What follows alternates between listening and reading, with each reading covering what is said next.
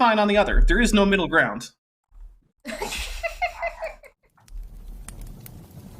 I don't know. I like the question. The question just being stated in that way at all is just absurd and like on its face.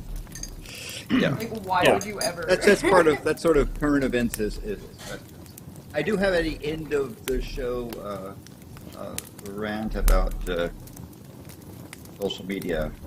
Oh hell yeah, we can definitely have an end of the show. Hell yeah. Social. We have so much Is stuff it to about- cover. How bad shitter is? Because, jeez. That's No, what it's it's called about now. how good shitter is. I mean, that's what I call it now. And I think that's what most people are calling it now. Did you see the article Yeah. of Elon Musk being like, don't keep calling it Twitter. It's still twitter.com. And it was like, cries Right. the man who dead names his own child. Yeah, that's the thing. It's like, you know what? Normally, I'm like, hey, try not to dead name people. But Yeah, when it comes yeah. to dead naming soulless corporations run by actual psychopaths, yeah, I don't care. So it's good. By the way, it's good that we know that there isn't a hot mic here because otherwise people might hear us. Oh yeah, we would Oh, never. yeah. I would never do that to anybody. I'd never live it down if there were a hot mic right now. I would really Yeah. hate for one of us to sit here and be like, yeah, maybe you shouldn't sterilize gay people when they don't want to. Yeah, next thing What you know, they there's going said- to be a hate mob. Dapper says you shouldn't sterilize gay people without their consent. Damn it, Dapper, why would you depends on say what such you a mean by thing? sterilize, right? If you've got a wound and you need to like, what? I've got a really It's great true. question. How do you sterilize people that aren't getting pregnant with each other? Well, like Landon said, if you had a Right, wound, you right. might want to pour some like alcohol on it to sterilize that wound. That's okay. In fact, I would argue that even if someone is unconscious and wounded, you can sterilize their wound acceptably without their consent. Whoa. There you go. That's fair. That is a reasonable, Oh. non-consensual way to sterilize somebody. Hi everybody, welcome to the Unnamed Hi. Tavern. I don't know. What's up, everybody? This is not a tavern, by the way. Chesh is Not going a off tavern. to make sure it's not a tavern. So therefore, there are no official drinking rules. But I am drinking some cafe in a mug, going to me by the Hawaii National Park with bits of Pele's ash in there, and I have Nice. stronger stuff to do too. If Cafe if as part of it opposed gets to silly. co-fefe. Yeah, we're talking about Trump today. When No, would we dear. ever talk about that guy on this show? On news. Never. Not even Oh. once, baby. It's the first time. First time. I'm fine. Alright, so hey, I'm Chesh. Welcome to the Unnamed Tavern. This is happening on my channel. This is definitely not a tavern, and this is where we cover newsy type stuff, things from around the world, whether or not they be kind of niche, and whether or not they be kind of get missed or not talked about too much in mainstream media, as well as stuff that does get talked about by mainstream. As you may have been able to tell from our banter at the beginning, that was definitely everybody was 100% aware of. I'd like to welcome Dapper, Landon, and Maanyaa. Thank you guys so much for joining me. We do this show once a month. We may be moving to 2. We'll see. We're working on it, but it is once a month. And if you don't enjoy like the entirety of the full live stream and prefer to watch in shorter segments, Saturday videos that are these shows cropped up will be coming out on that here. So make sure to like, subscribe, and all that good shit. Landon, what are you up to? What's going on? This is Well, Landon, I Maanyaa Dapper. am. I'm certainly up to a lot of coding, programming. Got a James Webb Space Telescope observing run from there, looking for the data, but we won't talk about it until after publication. And of course, there's volcanoes, but well, there's always volcanoes. Yeah. But some are more Volcanoes aren't fictional. Not Madam Pele. Nuh-uh. They're also not consensual. That's true. I've never been asked by a volcano if I consented to it erupting. You know, you're right. Mhm. Do you think I think Madam it's time Pele to- cares? I think it's time to cancel volcanoes. No, shit. Well, we'll get into that after we finish our No. introductions. Maanyaa, what's going on? How are you? Have you I'm recovered trying to from recover yesterday? from. Yep, I'm trying. My brain is trying to recover from the audacity we not only saw yesterday but today. Also, The lion, the There's- witch, and there's the a bitch audacity out of there. this bitch. there's a bitch bit out there who's hiding and is a coward and is trying to take us Aw. out of context and I'm just like, bitch, big. This man we covered on Friday, we covered him 2 weeks ago. He proceeded to lose his absolute mind. Are you getting abducted by aliens? I'm just trying to figure out the lighting thing here. Oh, okay. That was so cute. Definitely nobody screenshot that. I should have just moved it straight over to Landon. Anyway. I don't think if Landon knows what my profile pic is in your service, Chesh. Does he know that? Yeah, I just count on Chesh taking appropriate images of me. We turned Landon into Jesus. Yeah, that's what we did. And that's my profile pic in Chesh's server. So sorry, Maanyaa, you were saying. I didn't mean to interrupt you. No. Like, so like Chesh said, he has been on a 2-week tantrum trying to like write multiple blogs without any citations. I know Landon and Dapper and also Chesh, they will be furious if someone doesn't verify their citations before they put in. He put in nothing as close to that can be said their citations, and was so condescending towards Chesh and I that I was like, I had to bring in my Masters of Engineering card. I was like, this is what I'm gonna use if you're not gonna, take us seriously. That's what we had to do yesterday, and I'm still recovering from that. Oh my god. Well, you gotta have My a reason brain for cells. Dapper's citation needed stamp, right? I used that so much on How many Friday. times did you play that yesterday? So many times. I think I need to put a little Dapper Dinosaur TM in the corner.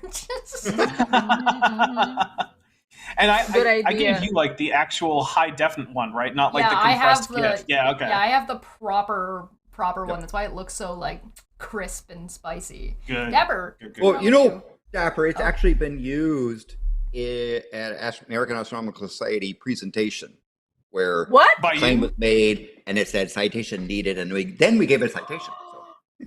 Oh my god! Breaking I am news. very happy about this. That makes me very yeah, happy. I oh my god, I'm so stoked. Oh my lord. Did anyone notice that it had Klingon on it in tiny little print at the bottom? I'm not sure. There wasn't really a for a comment. I hope they did, but That's actually my secret way to spread Klingon throughout the world is by creating a GIF that hopefully gets popular. Badman from the live chat said, yes, but John is responding to things he hasn't watched, which is true. I can't believe someone would respond to something that they haven't watched. That is completely beyond the pale. Who would do that? Who would do something like that? I mean, it would become bitch made. Yeah, maybe for like 152 days or something. I don't know. Oh no! Question. Dapper, Landon what are you? We need to finish this stuff. Dapper, what are you doing? What are you up to? We're just gonna sit here. I mean, do we want to do one of those? We can do just. We're just gonna hang out and talk shit. Yeah, so later, yeah. I just finished an interview with Dr. Kip Davis, who is an expert on early Jewish literature, the origins of Judaism, and the Dead Sea Scrolls. We talked about Job, especially Job 40. We talked about things like, hey, how reasonable is it to say that Behemoth from Job is a dinosaur? To which the answer is not very reasonable at all. And then what is Behemoth? And so we had a whole discussion about cosmic chaos monsters and ancient Near East conceptions of the universe and the interaction between, the mundane world and the divine, and the genre in which Job falls, all this stuff. Just wide-reaching conversation, all centered around the book of Job from the Bible. So if you haven't seen that, I highly recommend it. After you watch this, maybe head over there, over my channel. Do it, definitely. Yeah, put it in the live chat if anyone wants to watch. So, Dapper, I did get a question to be asked of you early on in the show regarding your timer. Will, once it gets to a year, start to have years days, or will just the days go? That's actually a question for Vishanti, because she's the one who made it. I just use it. I don't actually know. Oh, she's in charge. Let's ask her. You're in charge. Okay. Yeah. Ooh. Yeah, she's the one who's in charge of that. Where there is were she? also hippos that Vishanti? we mentioned. Where you, girl? I don't look. Right after we got off of this, she took a big dose of NyQuil. I'm pretty sure she's asleep. Oh. Hit the ground Bless before her. she finished drinking it. Yeah. At least she didn't hit the concrete. At least she's didn't hit the recovering. concrete. She's Upside recovering apple. from COVID, and she just Oh. then got a sinus infection. So she's just kind of like, you know what, I'm done. I'm just Oh. Just gonna go to bed. Fair. Yeah. COVID and And sinus infections. And this they isn't don't me go giving away together. secret information. This is stuff that she said publicly on the channel. So don't worry. I'm not giving You mean away this her isn't secret breaking diagnoses. news? And Nonsense. speaking of breaking news, apparently the Centers for Disease Control are saying that some of the common cold remedies aren't worth taking. What? Yeah. Did Not you Even if I see just that? stuff, I can't just cure No. everything by stuffing myself full of vitamin C. Nope. Well, or the thing they're talking about things like pseudoephedrine and so forth, taken Oh, in pill form. The bit that the study said there is no, it's a placebo. There's no Medical proof benefit. that it actually It's like improves. homeopathy. Is that what you're saying? Homeopathy. Well, I Is don't that know. what, like it is? Some I found homeopathy this- works, right? There are some things that can, like, if you like drinking certain teas, easing your stomach and stuff like that. So it kind of depends on what Yeah. you mean by homeopathy, right? Yeah, Is that it gonna also- cure your cancer? No. Will it make you No. feel better when you have a cold? okay. Well, Maybe. here's one thing: Also- homeopathy and traditional medicine or natural That's fair. medicines are not the same. Ayurveda. Homeopathy is Yeah. Ayurveda, like those are very not. Very Homeopathy different. Oh. Very different. homeopathy is a very Right. specific thing, which is it says there's a few different principles. One is that whatever causes a symptom in someone who isn't ill, which good luck defining that, will help cure that symptom in the same person who is ill. So, for instance, homeopathic sleep remedies are often made from coffee beans because Huh? when you're not having insomnia, coffee keeps you awake. So when you are having insomnia, it's what you use to treat staying awake. I don't know. That sounds second- like perfect goblin logic to me. That tracks. So homeopathy is already off to a great start there. The second principle of homeopathy is the more Nani? diluted the remedy is, the stronger it is. So a homeopathic remedy for keep going with like a sleep aid, right? That's made from coffee will usually be diluted I just wanna Yep. go. so much. It's usually diluted somewhere around like 1 part to 10 in the 300th part, which means Yeah. that the chances of you getting a single molecule from that coffee bean in your final remedy is almost zero. My So dog. so Dapper, Demanding my attention. if that's the case, and I don't even take the medication at all, does that make it lethal? I think what it means is if you don't take any homeopathic remedies, you'll never get sick because you're having the strongest possible medicine. Or The opposite you're having an overdose and you'll eventually die. Or yeah, maybe that is it. By the way, Yeah, so- yeah. I put into the private Discord a link to the Sudafed thing that talks about the downfall of the stuff. And here's a case where I could have I've used Sudafed or things like it to try to reduce cold systems, especially if I have to get on an airplane and got pressure change and so forth. So I could have sworn that they were effective, but this is in some ways placebo, because apparently if you'd given me sugar pills that look like Sudafed in a Sudafed package, Well, my you would have done just as parents, well. especially my mom, swears by it like that at work. So if it works for her, I'm not Hey. going to blame her. Come back. But- Why did it go to black? God damn it! I didn't do it right. Son of a bitch. Yeah, whatever. There it is. But yeah, so the way I explain it to my colleagues where I work at the plant, when they say, "Oh yeah, we are going to have vitamin C, we'll be fine. We don't want to take vaccinations and stuff." I tell them, COVID is like pneumonia on steroids. It's gonna jam up your lungs. You're gonna work overtime, and that's why you're gonna get backache because your lungs and diaphragm are working overtime, and your chest is gonna hurt. And if you don't take the vaccine, it's going to be worse, and it can cause your death because your body is not getting enough oxygen. So you have to look after yourself. They get the gist of it after that, but yeah. To anyone out there, if they want to imagine what COVID is like, it's pneumonia on steroids. It's gonna jam up your lungs. It's bad. Yeah. It's bad. Okay. Bad. Okay. Don't get COVID. Okay. Mhm, okay. Yeah, Yeah, the spectacular downfall of common useless cold medicine. This week's unanimous vote on whatever the fuck effectiveness was decades in the making. Decades. So they were studying this Unnamed I Tavern. believe that word is phenylephrine. phenylephrine. Phenyl- Okay. Yes. Yeah, that tracks. That's the American way to say it. After spending That's- decades on That's the pharmacy real reason shelves, I'm here is just to read the big words. please help me. That's why I'm around. After spending decades on pharmacy shelves, the leading nasal decongestant in over-the-counter cold and allergy medicine has met its downfall. Advisors for the Food and Drug Administration this week voted unanimously 6-0 that oral doses of 16-0. Sorry, 16-0. I can't read today. I give up already. This is just English class for Chesh. That oral doses of She's recovering from yesterday. What is it? Phenylphrine?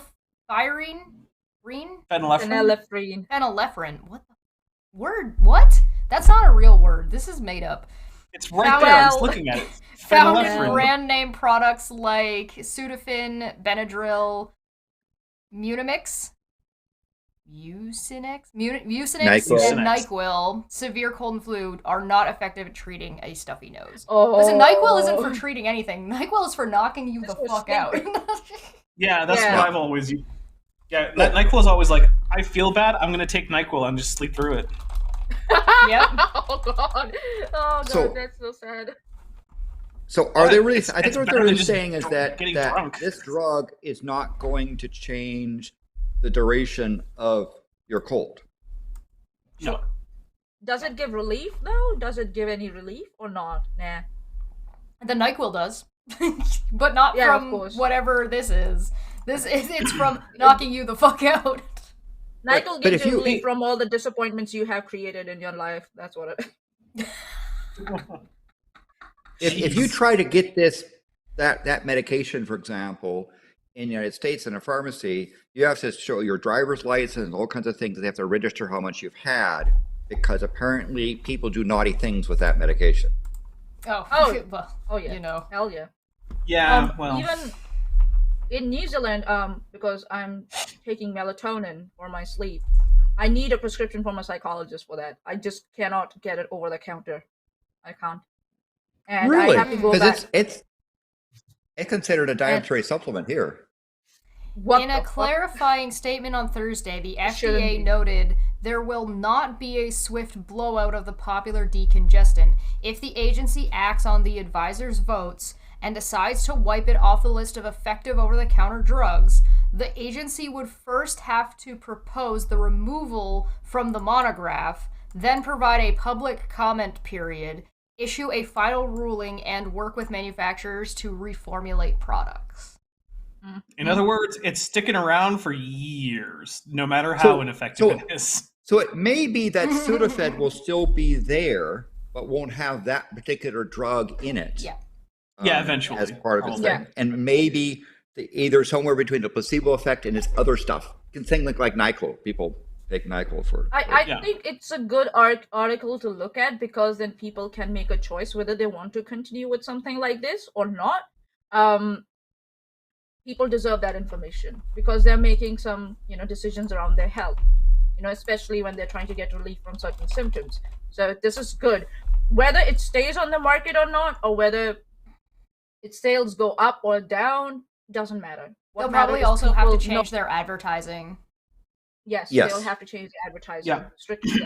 That may be appropriate. So it's not like they're going to ban the thing, but as they say in South Park, there's a time and place for everything. It's called NyQuil in college. I can't comment but on that. drugs. Maanyaa, you were talking about you can't get the drug melatonin in New Zealand. For example, a drug that you can get in Canada, aspirin with codeine, is banned and requires really strict stuff here. And in fact, you can get into problems if you bring over, pills across the border. Same with any kind of medication. The only reason I got access to codeine was because I'm going through like dental work, and sometimes I get a lot of pain in some certain teeth, and only for that reason. And I still have to go to my GP and justify it. They're like, okay, we'll give it to you, but the repeat prescription will be way ahead in the future. You won't get a repeat prescription for that. So I think the reason the US treats melatonin as like a food additive rather than as a drug is because it's literally an amino acid. Right? Like Okay. Yeah. it's an actual amino acid. Like you can't eat food without taking in melatonin. And actually, if you take in melatonin along with other amino acids, it tends to not have the drowsy effect. You actually have to take it in excess beyond what you're taking in from the other amino acids before it actually has the sleep-inducing effect, which is why the whole turkey thing is basically nonsense, because when you eat turkey, you're getting like 2% more melatonin per unit mass than you would do if you eat like beef or chicken. Like it barely is Negligible. an excess. Yeah, what's actually happening is that people eating gigantic feasts on holidays that have turkey in them are just getting tired because, well, you just ate 4,000 calories. So now you're going to go take a nap. And I can tell you as a vegetarian to on Thanksgiving, not eating turkey, I get the same effect. But again, this is not meant as medical advice, but my physician explained to me that the properties of melatonin is in clock reset.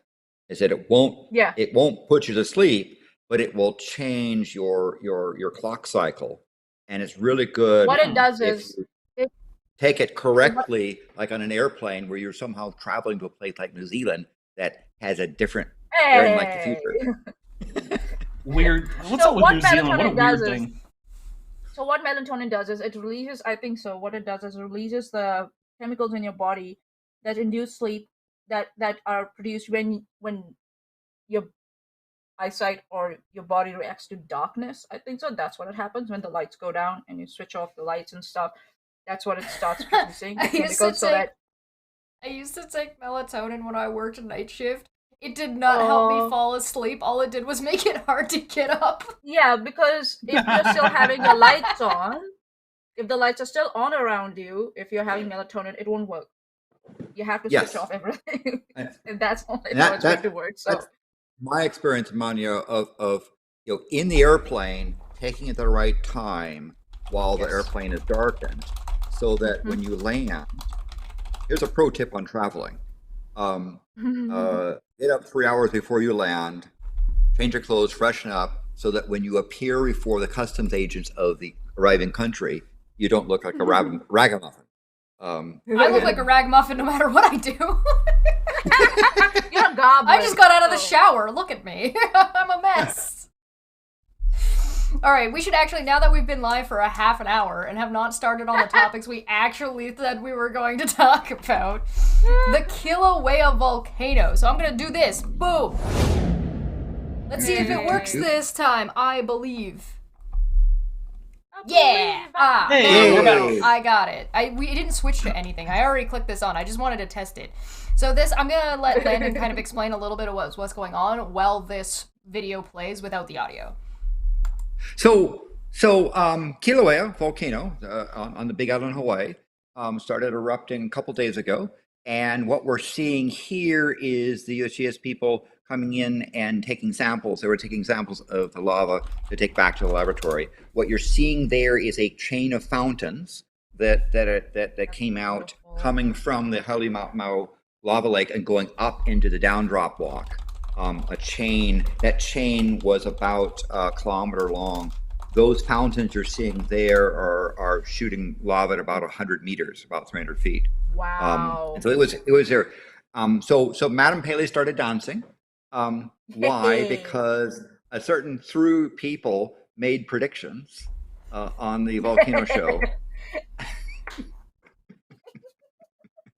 And someone was right. Once a month on Fridays, if you're interested in learning about volcanoes. Yes.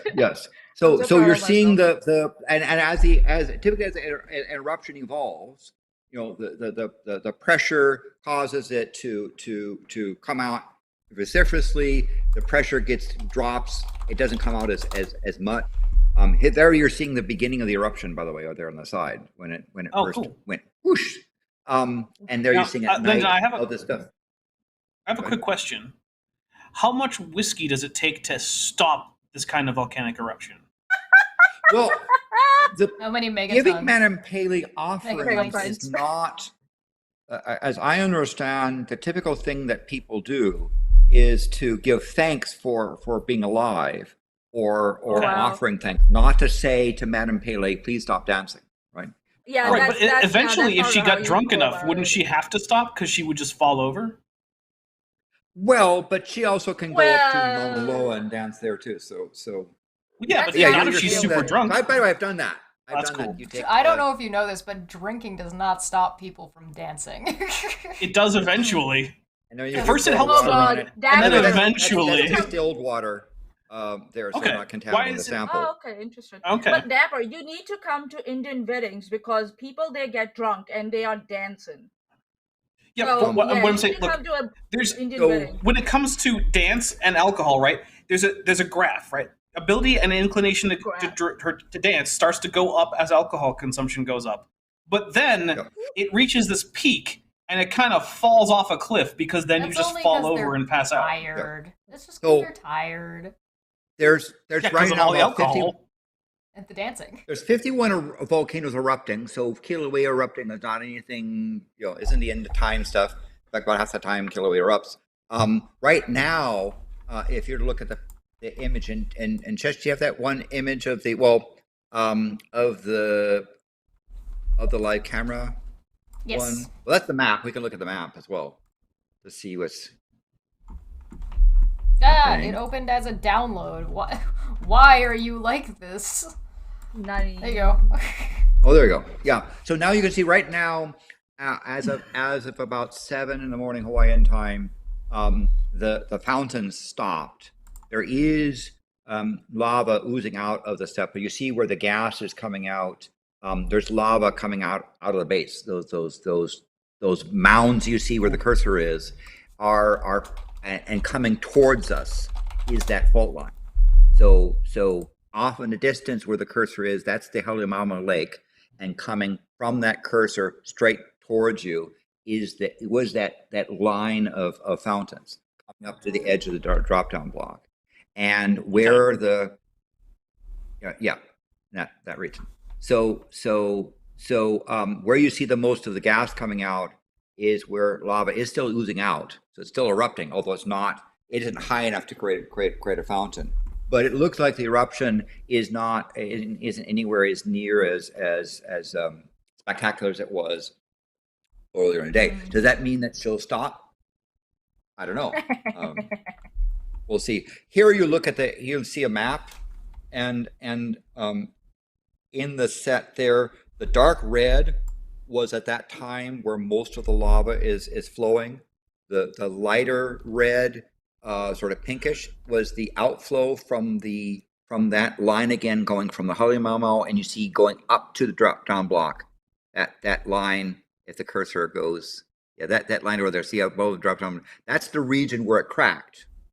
That sort of lavender purple area was the old previous eruption that created a kind of high point that the lava couldn't cover.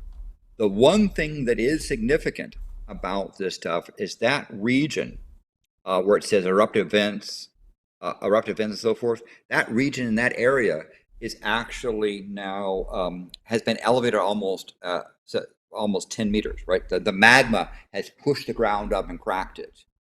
Wow. There's another thermal image one. Yeah, if you look at the thermal image there, and you zoom in on that thing as well, you can see where the hot spot is. So it is still erupting. Lava's pouring, but not in spectacular fashion. If you saw it at night, you would see a lot more of the glowy bits.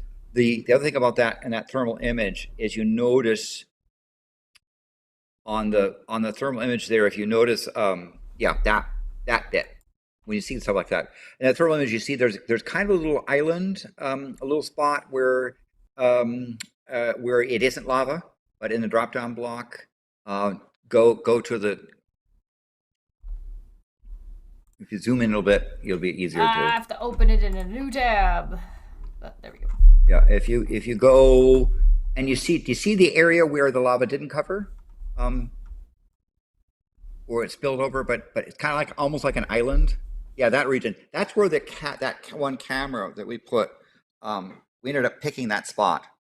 It's Actually, now it's actually been completely enclosed. The ooze from the far right has connected to the island and cut it off, and that camera spectacularly has basically stood in a little island, and has been protected by Pele. Yes, she doesn't mind cameras. Wow. She's like, yeah, you want to that's- see me dancing? Here you go. I'm gonna give you a show. Yes, yes. But I think, isn't it this time we're going to say that Maanyaa was right? Was that the Almost. prediction? Yeah, because I was saying that we'll see like Madame Pele go like boom, and we'll see like the lava spill out from the southwestern spine, isn't it? That into the ocean floor. Ah. So that's what I was saying. But it's kind of done that. It's spilled I'm out. The pretty lava's kind of spilled out sure- from the southwestern like point on the crater, isn't it? That's what's happened. Well, I'm no, actually, pretty no. sure- If you look, it was not the southwest. It was from the eastern point, the opposite. Yeah. Ah, okay. Okay. I'm is surprising. pretty sure that Gup in the live chat, because we let live chat make these predictions as well, and Gup in Yeah. the live chat was like, Kilauea is going to erupt on this day at this time, and he was off by like a matter of hours. Nice. Yes. It was like, Now- I was like, this is, what the hell, man? Gup is the Pele So- whisperer. Yeah, apparently. So he said, Gup said, I got notes. So Gup said, Pele will erupt again on 11th of September at 5:23 a.m. That's what he said. Hmm. I got notes. It erupted on the 10th. Yeah. Yeah. So close on that.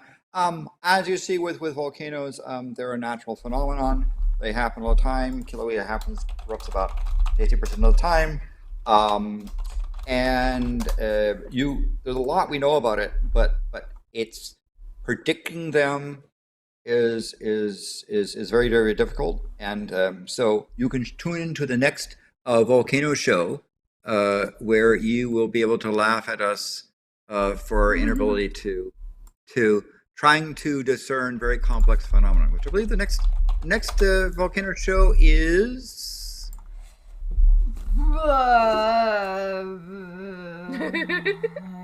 Hold on, You let's- can't just drop this stuff on me, man. The next sorry. one is the October. 6th. 6th of October. 6th of October. Yes. Yes. So next up, we have some world news.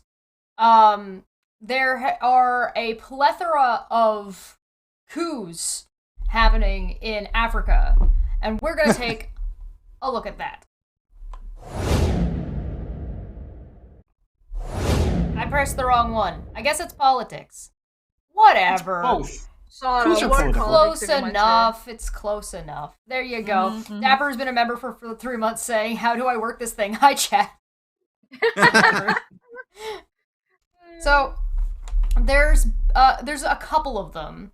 So, this is just the latest of what's been going on, and it just says military coups were a regular occurrence in some parts of Africa in decades after independence. Now, over a period of relative domestic stability, there are indications they are on the rise again.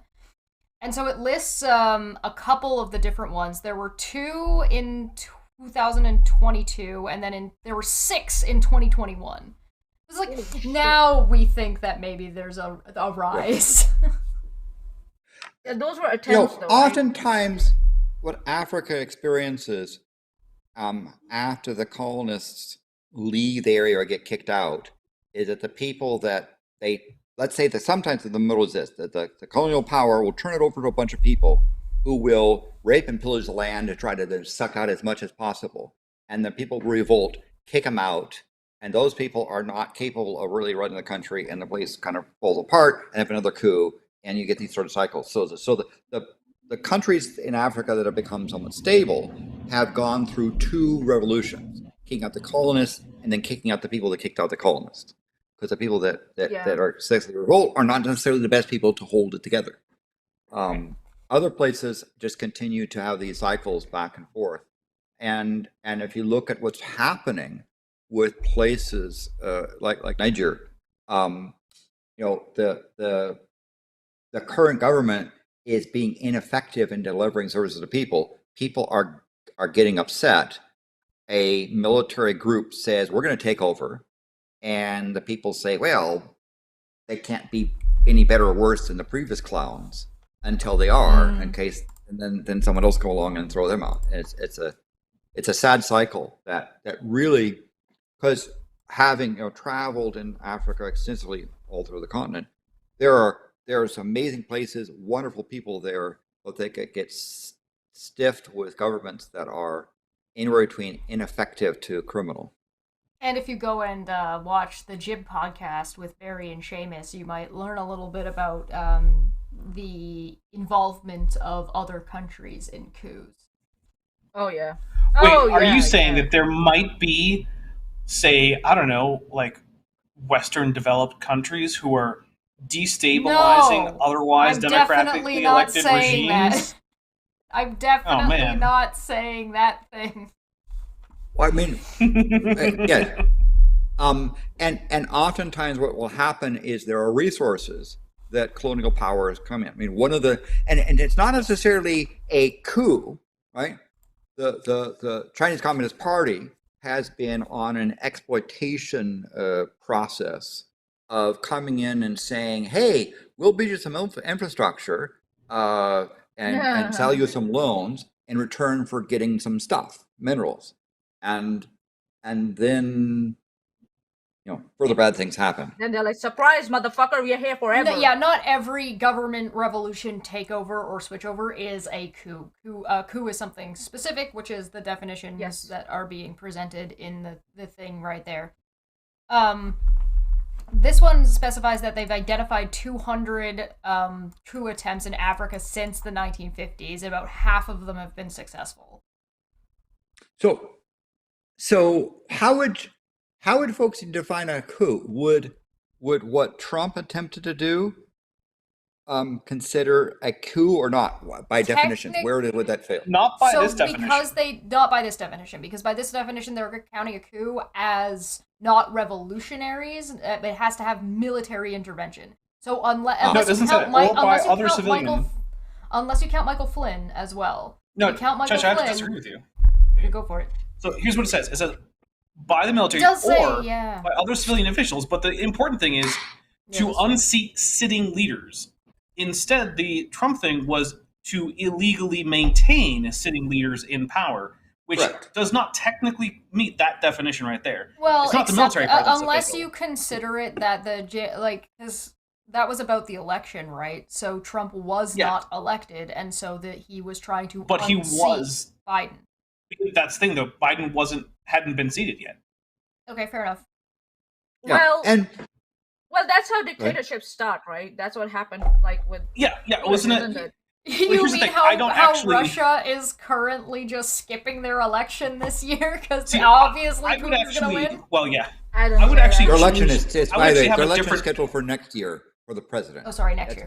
It's been there for a while. I would actually have a different definition, and not to say unseat sitting leaders, but I would say to basically an illegal attempt to change the leadership of the country from the legally authorized leadership to at least a previously unauthorized leadership, which would allow for the idea of like trying to illegally stay in power. Because I really don't think that if you lose an election and then you try to stay in power, that's any less of a coup, in my opinion.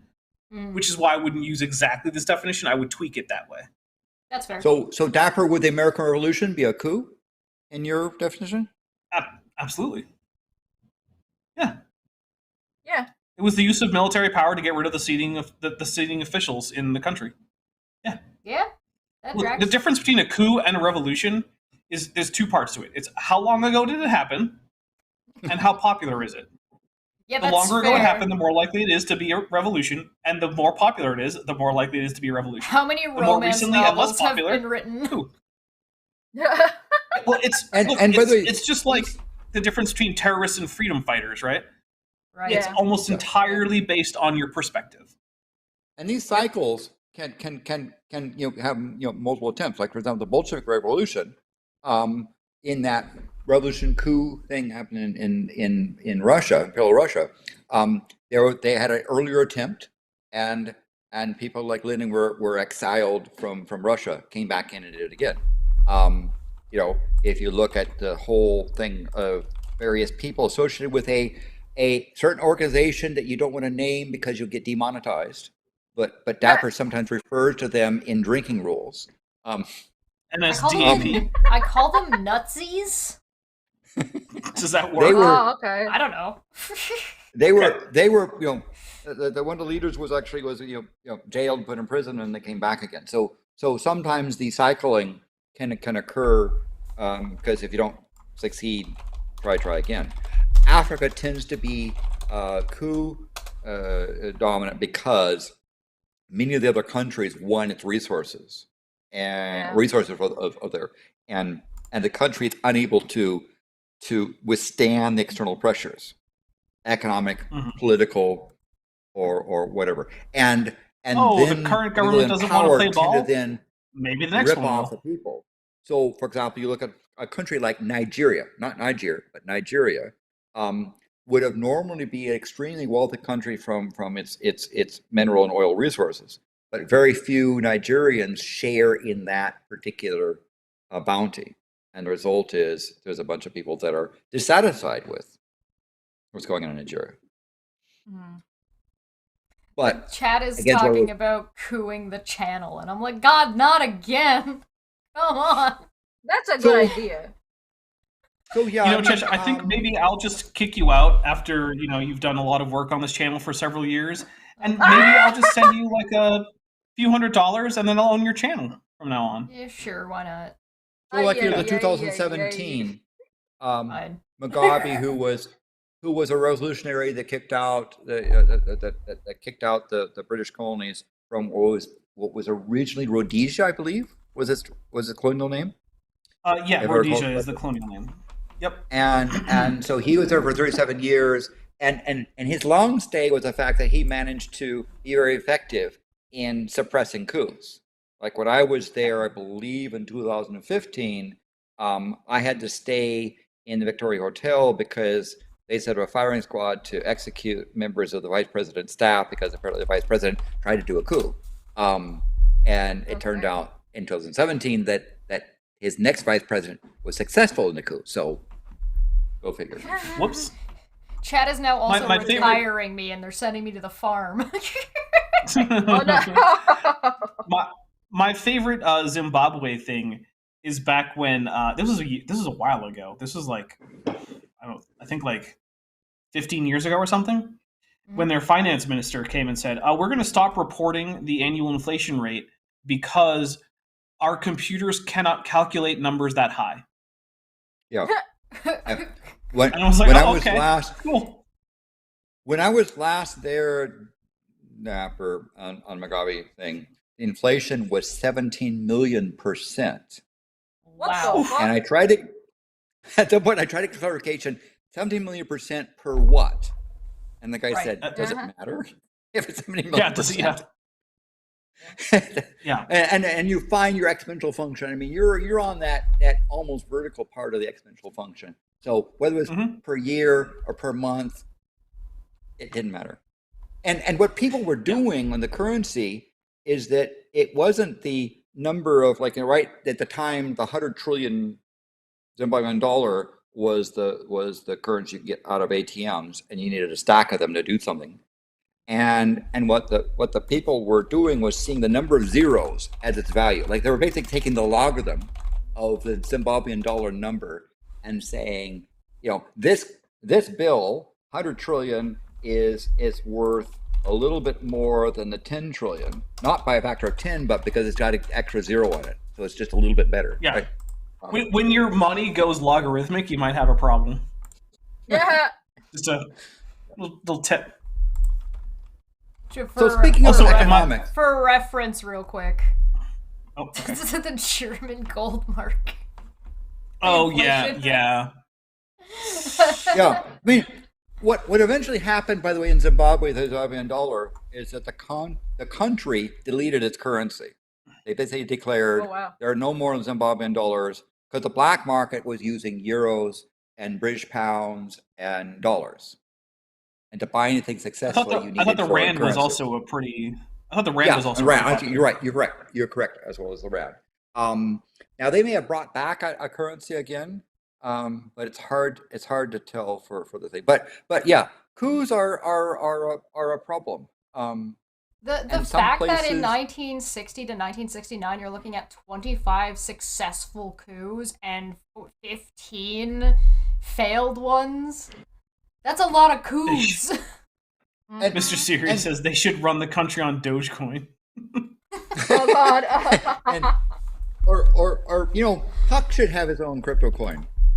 Huck coin. Yes, you wanna Yeah, he does I'll not coin. look happy about that. I don't know if okay. you guys can So- see I look at want him. no part of that. Nuh-uh. Wait, Wait, Even though but I do that where are the buy. Puck where are the Puck NFTs? Fuck, you want an NFT? You want an NFT? Chesh. You could Yes. NFT boops. Yeah. Each boop is 1,200 Oh, no. Puck tokens, which are stored on the Ethereum blockchain. Oh my god. 1,200 Oh, God. 1,200 Puck tokens. Yes, You Puck can coin. super chat Um, for puck boots. If you want. So- I'm not gonna stop you.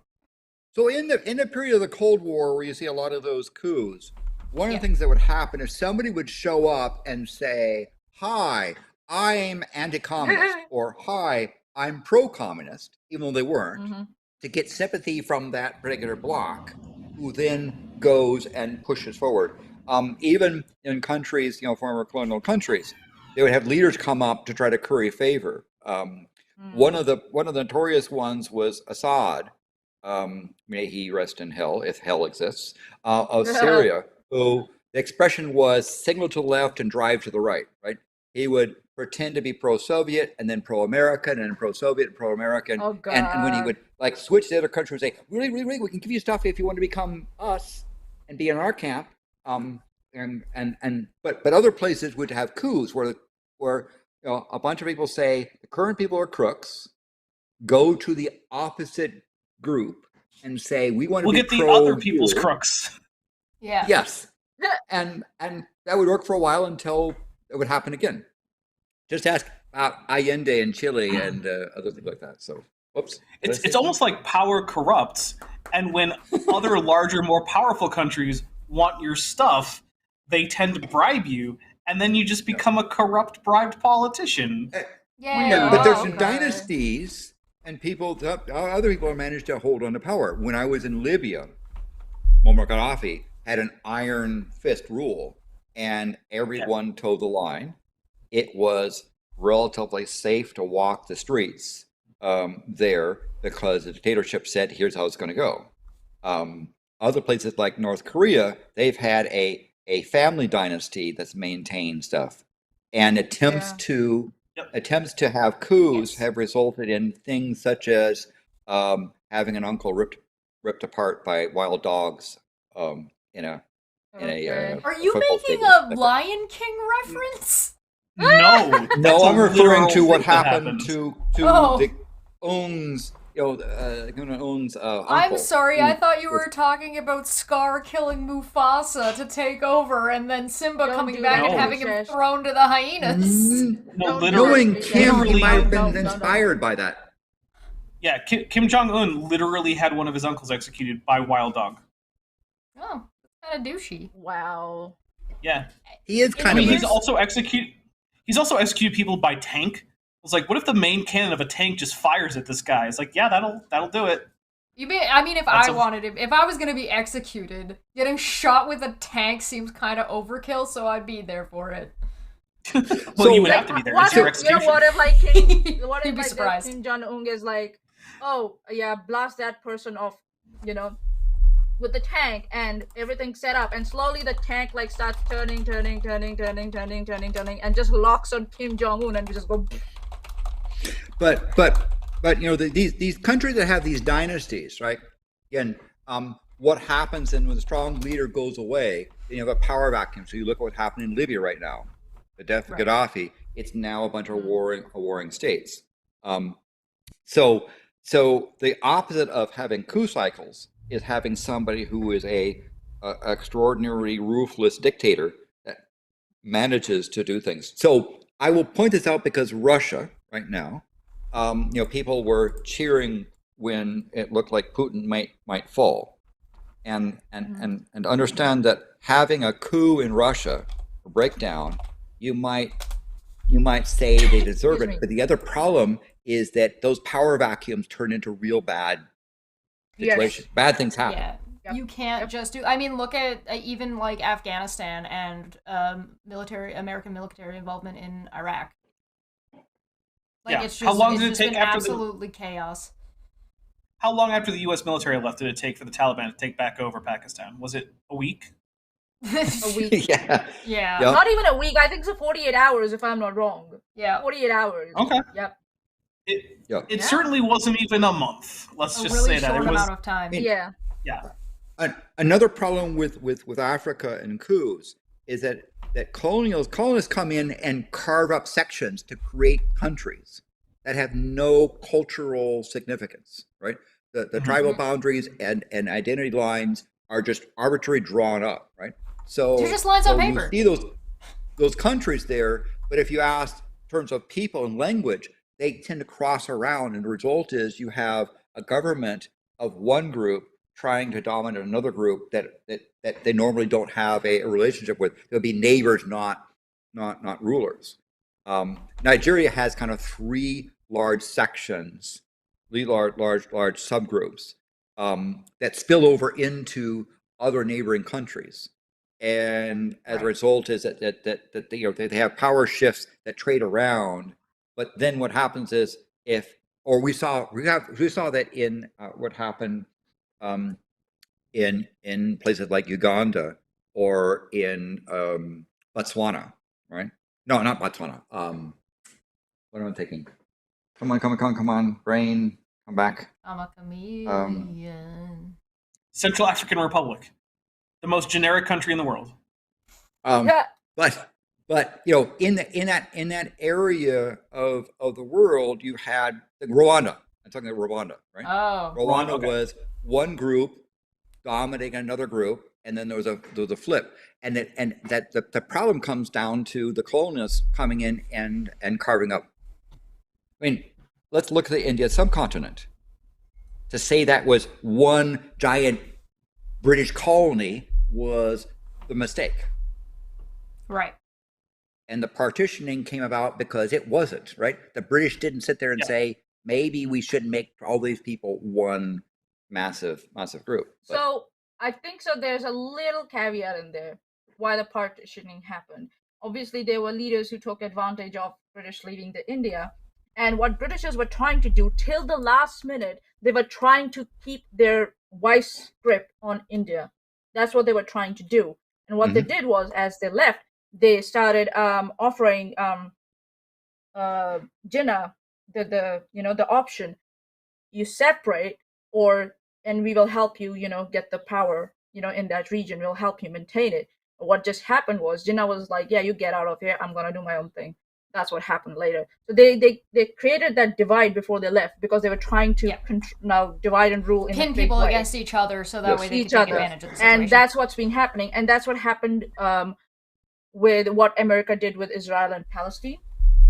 So very similar parallels there.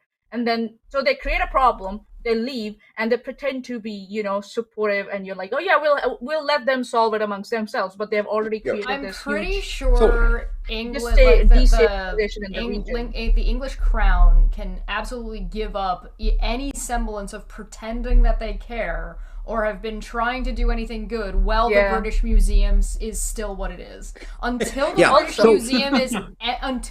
Museum is empty, England does not get to pretend that they give two shits about have some the British just borrowed stuff England. before people lost it.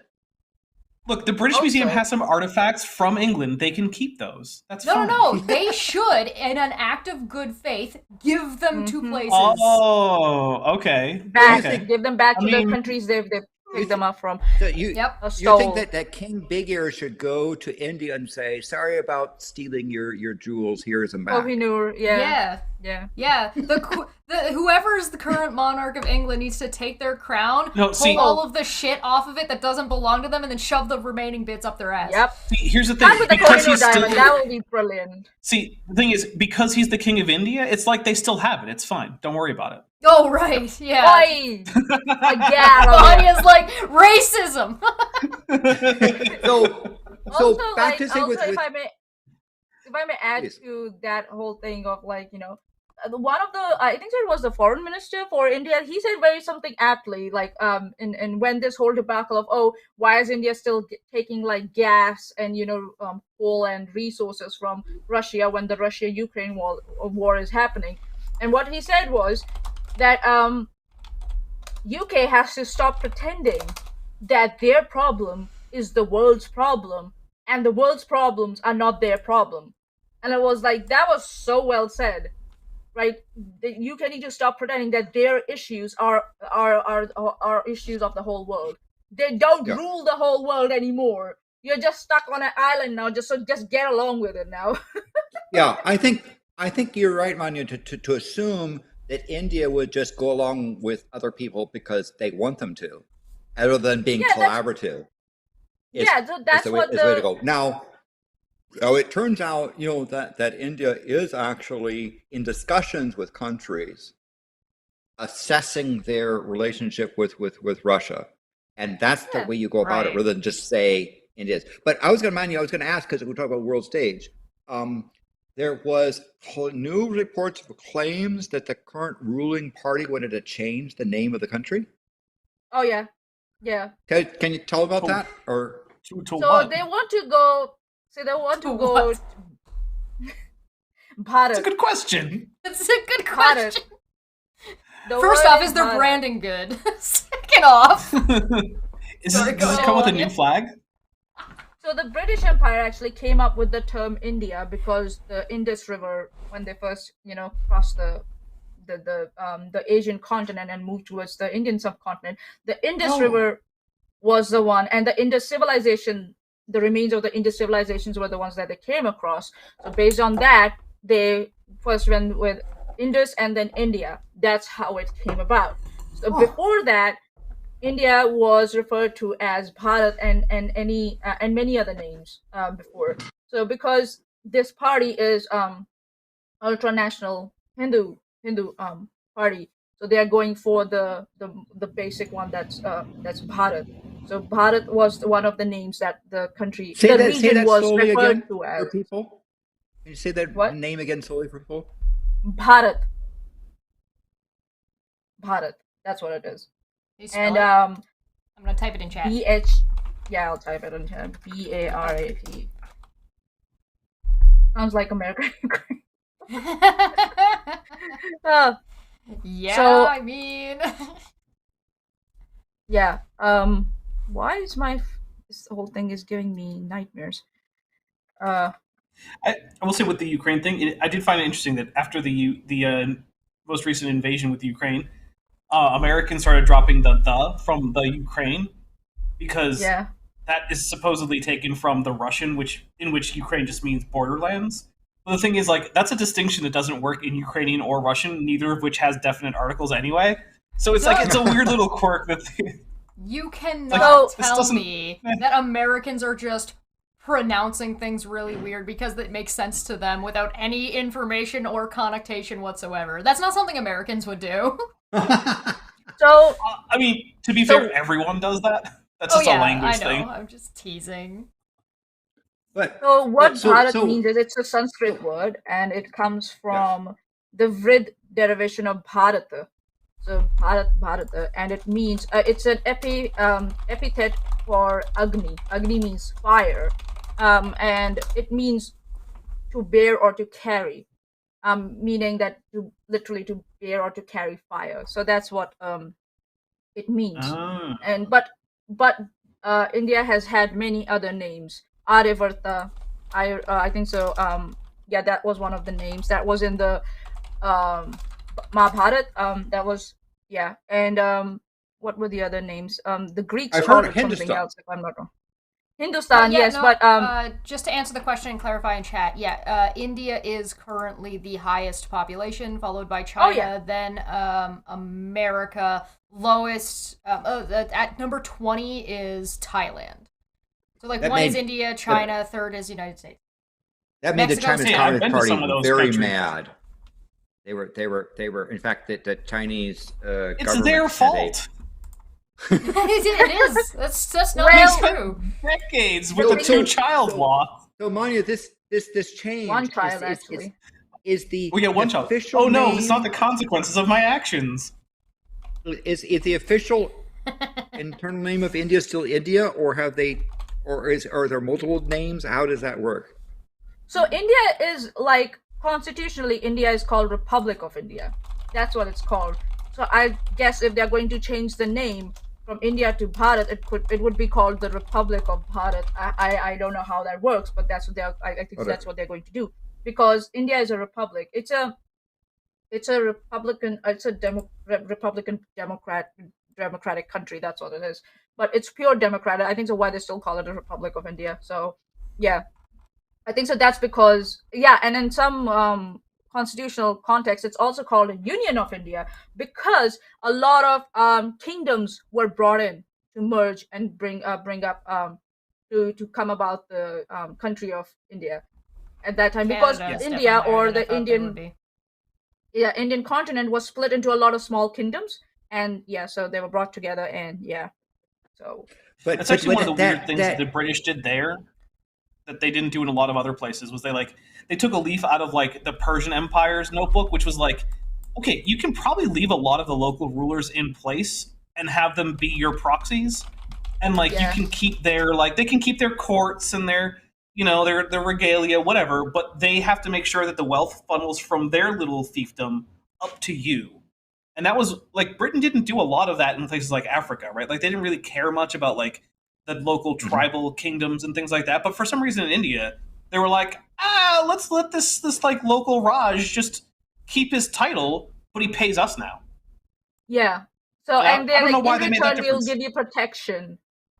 We'll give you protection. Pay us taxes, and we'll give you protection from the It's like neighboring mob protection. kingdoms, and at the same time offering those neighboring kingdoms the same protection for the same taxes. So, like again, dividing and ruling. That's what they did a lot. So is the proposed name change a real proposal, and are there groups that want it and no groups that oppose it, or what's that? So what's happening is at the moment is that the government in power, that's BJP, Bharatiya Janata Party, that's what it's called. They are proposing this name. They want to propose this name, but obviously in the opposition, there are people from other religions and all that, and they are opposing this. They're saying India is kind of the India term. It indicates the secularity of the country. By going towards Bharat, it's going to kind of tell that Sanskrit word. It's just for Hindus and blah blah blah blah. But the government is saying, well, no, we are not saying Hindustan. We are saying Bharat, which is like which goes way back before the Mughals came into the region and all that stuff. So yeah, there's a back and forth going on, because if the opposition is worried, where will this stop? Where will this change stop? What's the line in the sand? And I think so they have a point, like what's the line in the sand? Where does it stop? I do agree with them. But I think so name changing from India to Bharat, it's not bad. But as long as there's a clear line in the sand that this is where they're going to stop. Because then because it's just becoming more and more complex and asinine, in my opinion. Norway is number 119, and I think Sweden. Let's put in Sweden. What's the ranking of? This is population. So India's at number I one. imagine Yes. Holy See is at the bottom. Very bottom, yes. Pitcairn is Pitcairn second? Sweden is 187, and sorry, second from the bottom is Pitcairn? Tokelau? I don't know Where if is I'm pronouncing that Pitcairn right. in there? Because it's Karen? okay. Spelled with The a K? population. How many I Karens don't- are on the planet? Is that what you're asking me? But Pitcairn. Oh. Where is Pitcairn on the list? Because Pitcairn had they had 50, but a lot of them got put in jail. How do I spell it? TITCIRN. No, they're Yes. not listed. They're too small. I guess so. This is Technically, from the the Holy See- worldometers.info. World population by country. Hey, here's a fun thing. The Vatican has the highest number of popes per square mile in the entire world, but it's still less than one. Vatican is also not listed. I checked. Also, I wanted to say we got That's a a holy super chat from see. Dana that says, like China and Taiwan, Taiwan is part of the Republic of China. I don't know if Taiwan is happy about that. Is the Holy See the Vatican? Is Vatican. That's Oh! Vatican has Yeah. a name. There's a corporate name and the legal name and so forth. But they say a it's very population of complicated. 518, and I don't know how they define population. Because Well, I mean, technically, that's It's more. residents. No, there's more than one. There are apartments in the Vatican City that you can that people live in. Population of 2023. There are residents. Yearly change, net change, density per kilometer square. I think it's probably like residents plus like citizens living nearby. Which, by the way, there's no such thing as a lifelong citizenship in the Vatican. You are a citizen while you work there. Now, you might die in office, which a lot of people do. So it might end up being a lifelong thing, but like the minute that you are no longer employed there, they take away that citizenship. Like, no, you don't get to keep the passport, you don't get to keep any of the documentation, you are now a citizen of whatever country you came from, which in most cases ends up being Italy. so Gotta go next It's door. a very weird place. of the They're 8 also billion one of the highest crime places in the entire world. They have one of the Oh, highest we're crime rates. actually mostly starting on a because of pit roads. downturn. Interesting. Really? Yeah. Yeah. Oh, interesting. But yeah, actually, the Vatican City, because so you know Or St. at least Peter's a Square. plateau. St. Peter's Square is full of pickpockets, Oh. and given the low number of people in Vatican City at any given time, if you do like the per capita crime rate, it turns into one of the highest crime rates in the entire world, just because of pickpockets in St. Peter's Square, which is sneaking police by the Vatican. So right now, watching about 1 in 500 million people on the planet are watching. However, the number of people that click the like button is Listen, Lower we don't to talk about Bilbo we don't talk about levels. that here. We don't talk about that here. There's a link in the chat look, for anybody who wants to see. Sorry, go ahead. I will Bilbo Chesh's audience if I have to. I don't currently have to. You're just gonna strong arm everybody with your little tiny dinosaur arms. Hey, Yes, they're not mighty that as tiny, they are. They're still bigger than I am as a person. right? All right, so I guess people that's seem to think I'm way taller than I am. I'm like only 2 meters tall. And people are like, "Are you like 40 feet tall?" Like, no. I'm not Godzilla. All right, so we're just gonna give ourselves a quick break. We will be right Yes, back. please. We're gonna come back and we have to talk about Trump is on the menu. We have On the menu. privacy test for cars on the menu, and we have the India preparing for the G20 summit, as well as the strike that is that had just started like yesterday, the day before, which is the automotive industry. And I believe Landon said he had something to talk about when it came to shitter. So we will be back in a couple of minutes, and we'll see you momentarily. What? Bye. I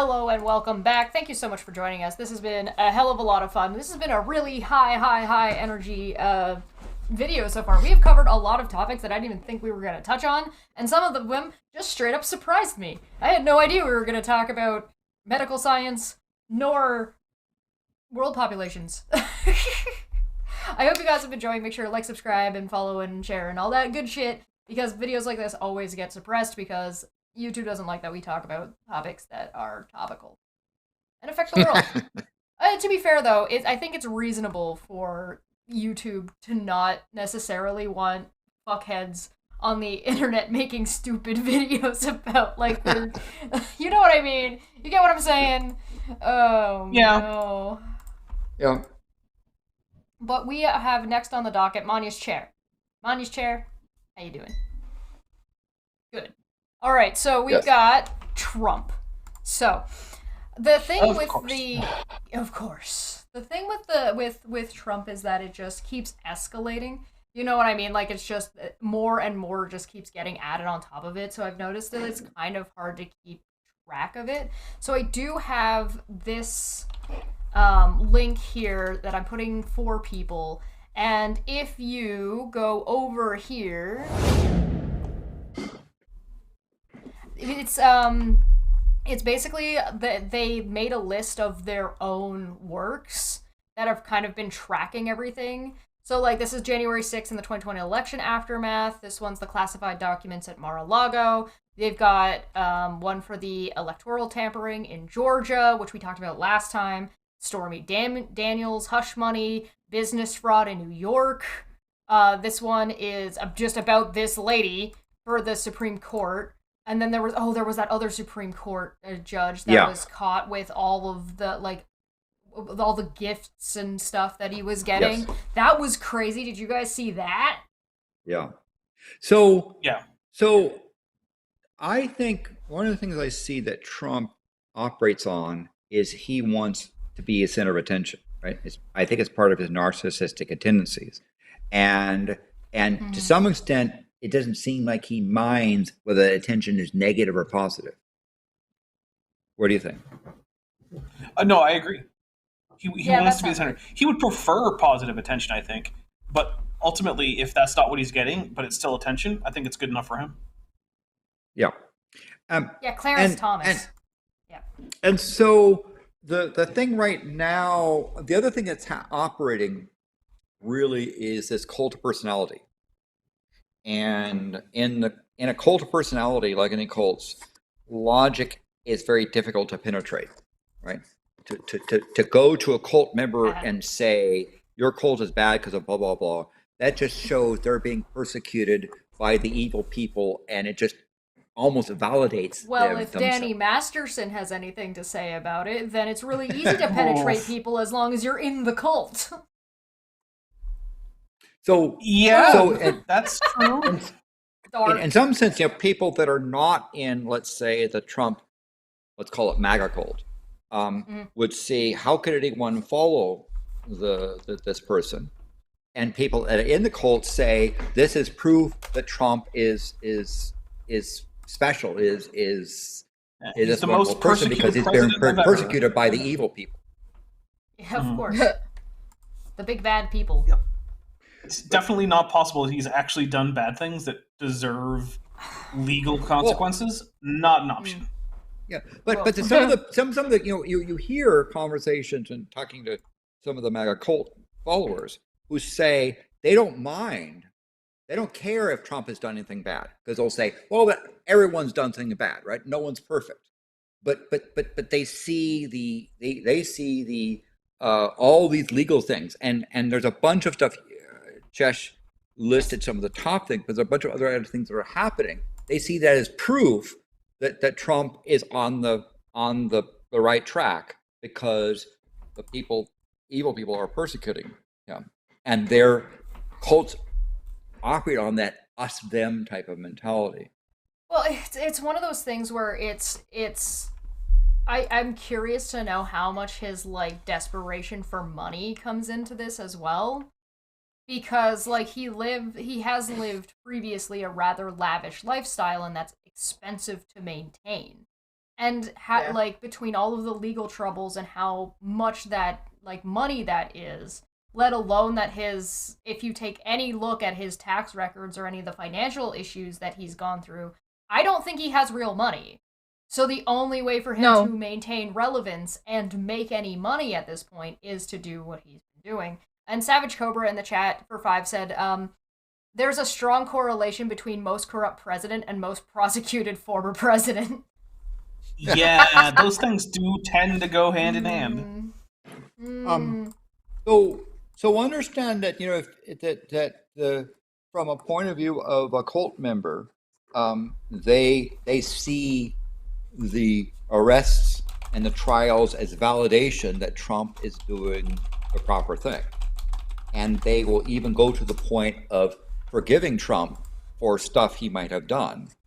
And so trying to show somebody, look, bad thing that Trump has done, just proves to them that you're on the other side. You're part of the problem. Mm-hmm. Well, if we go through and look through, this was the link that you gave me, Landon, not long before we were going live, and it says the pattern of threats made to the targets of former President Donald Trump has been outlined in a federal court filing asking for a gag order against the ex-president.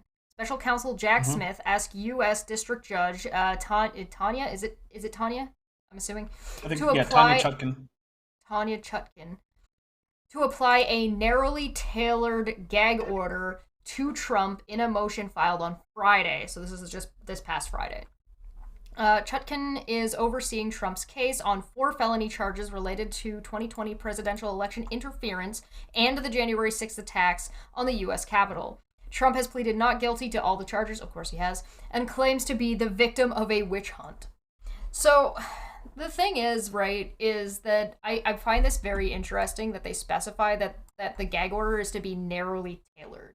And I think that's a thing to demonstrate that they're to say that, like, hey, listen, we're not trying to silence him, but he can't be instigating violence against people. Yeah, basically. I think so. That's how the January 6th events happened, didn't they? Like, he was inciting people, and I think so. It's good that the order that they're trying to implement is narrowly defined, because we know that Trump is capable of talking in riddles and in, what do you say? Yeah. And one of the things that unrelated language, and people out. are ready to just read between the lines and go for it. That's exactly what happened on January 6th. Yeah. Yep. Yeah. Inciting. One of the big things I want to point out with this too is that this is actually pretty common in criminal prosecutions in the United States, right? Most criminal defendants are told there are certain things you simply can't talk about or say relating to this case. And you can say, oh, well, my First Amendment rights, hey, guess what? There are curtailments to your right to free speech that occur and have been widely upheld by the legal system, including the Supreme Court. And it includes not being allowed to discuss certain types of evidence in criminal cases, to threaten jurors or potential jurors, witnesses, prosecutors, judges. These are all things that you are generally not allowed to do.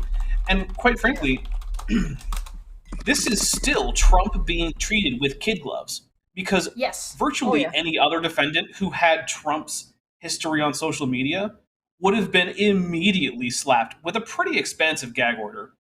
And also almost certainly not just released of his own recognizance. That's ridiculous.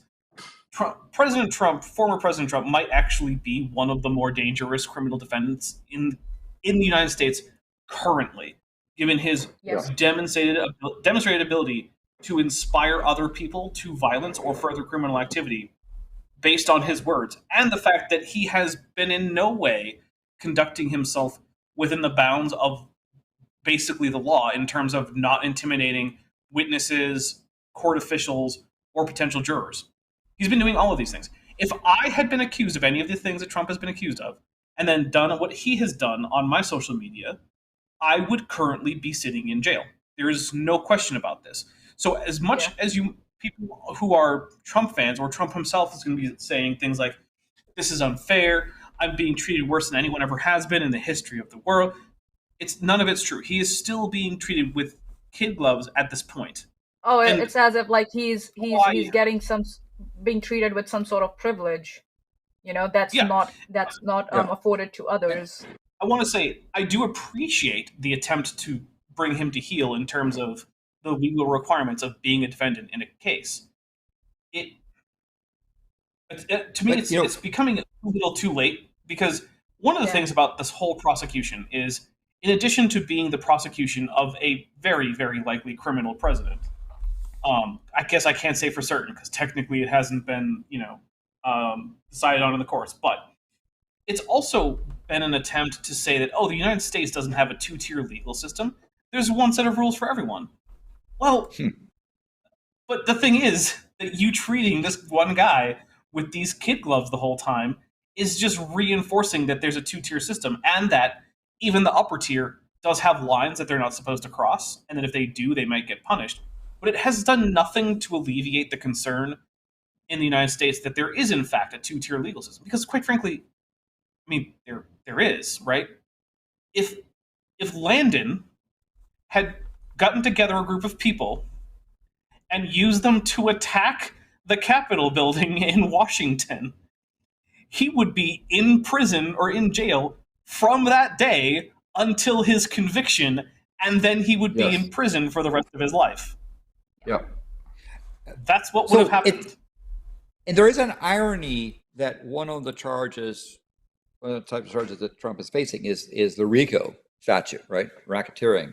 And one of the things that the modern version of those things were omitted to address is organized crime, where the criminal boss wouldn't necessarily directly give the order to cause problems or harm to somebody or threaten. They would just let it be known that they are displeased, and the underlings would go about doing the business.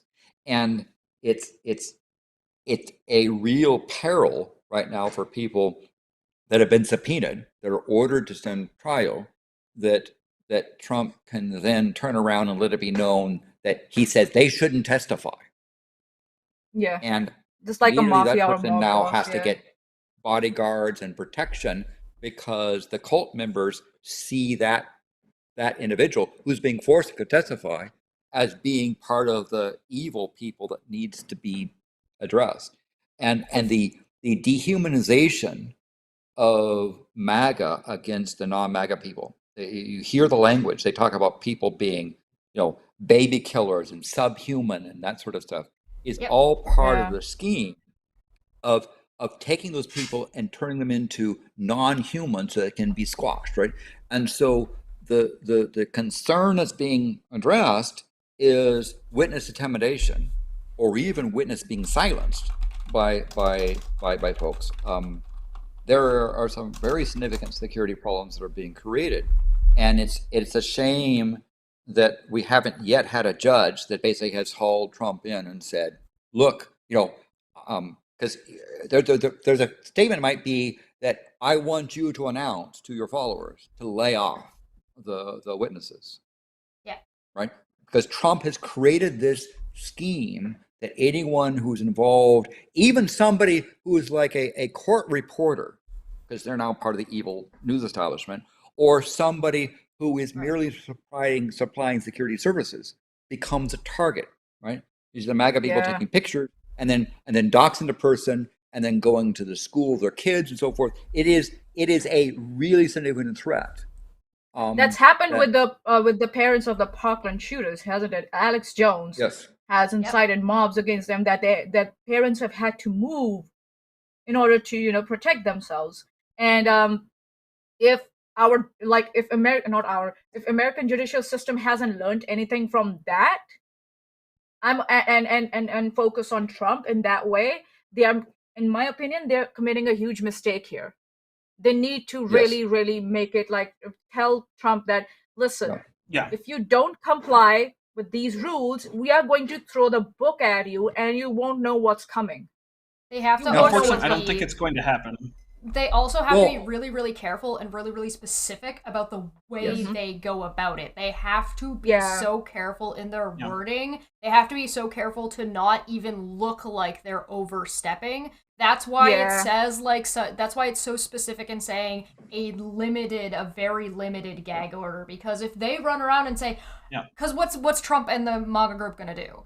They're gonna say, oh look, they're trying to silence Trump. They gave him a gag order. They're literally like, there's gonna be pictures everywhere of Trump with stupid tape over his mouth, and It'll it's just happen like anyway. "Make America Great Again." There's Oh, gonna yeah. be duct tape that's gonna come out that's gonna say "Make America Great Again" and like by- sectioned by the off. way, That's have gonna be you like heard- toilet Yeah. paper and shit. MAGA has changed what the acronym stands for.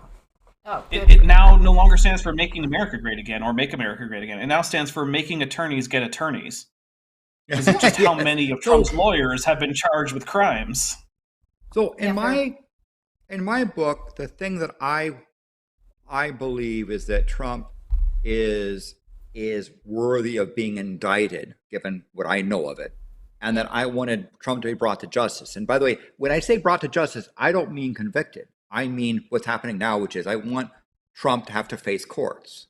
Because I'm willing to accept what the court does. I may not like what the court does, but unlike people who don't care about the rule of law, if the court acquit Trump on all the charges of all the things, so be it, right?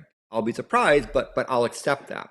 The thing that I understand is that the court systems, the justice grinds slowly. So I did not expect that the courts to hammer Trump for his behavior now, but you're seeing the beginnings of that process. Because why? Because Trump has not been silenced. His attorneys have tried to keep him from sabotaging the case, but they And have they a get hard fired. time doing that.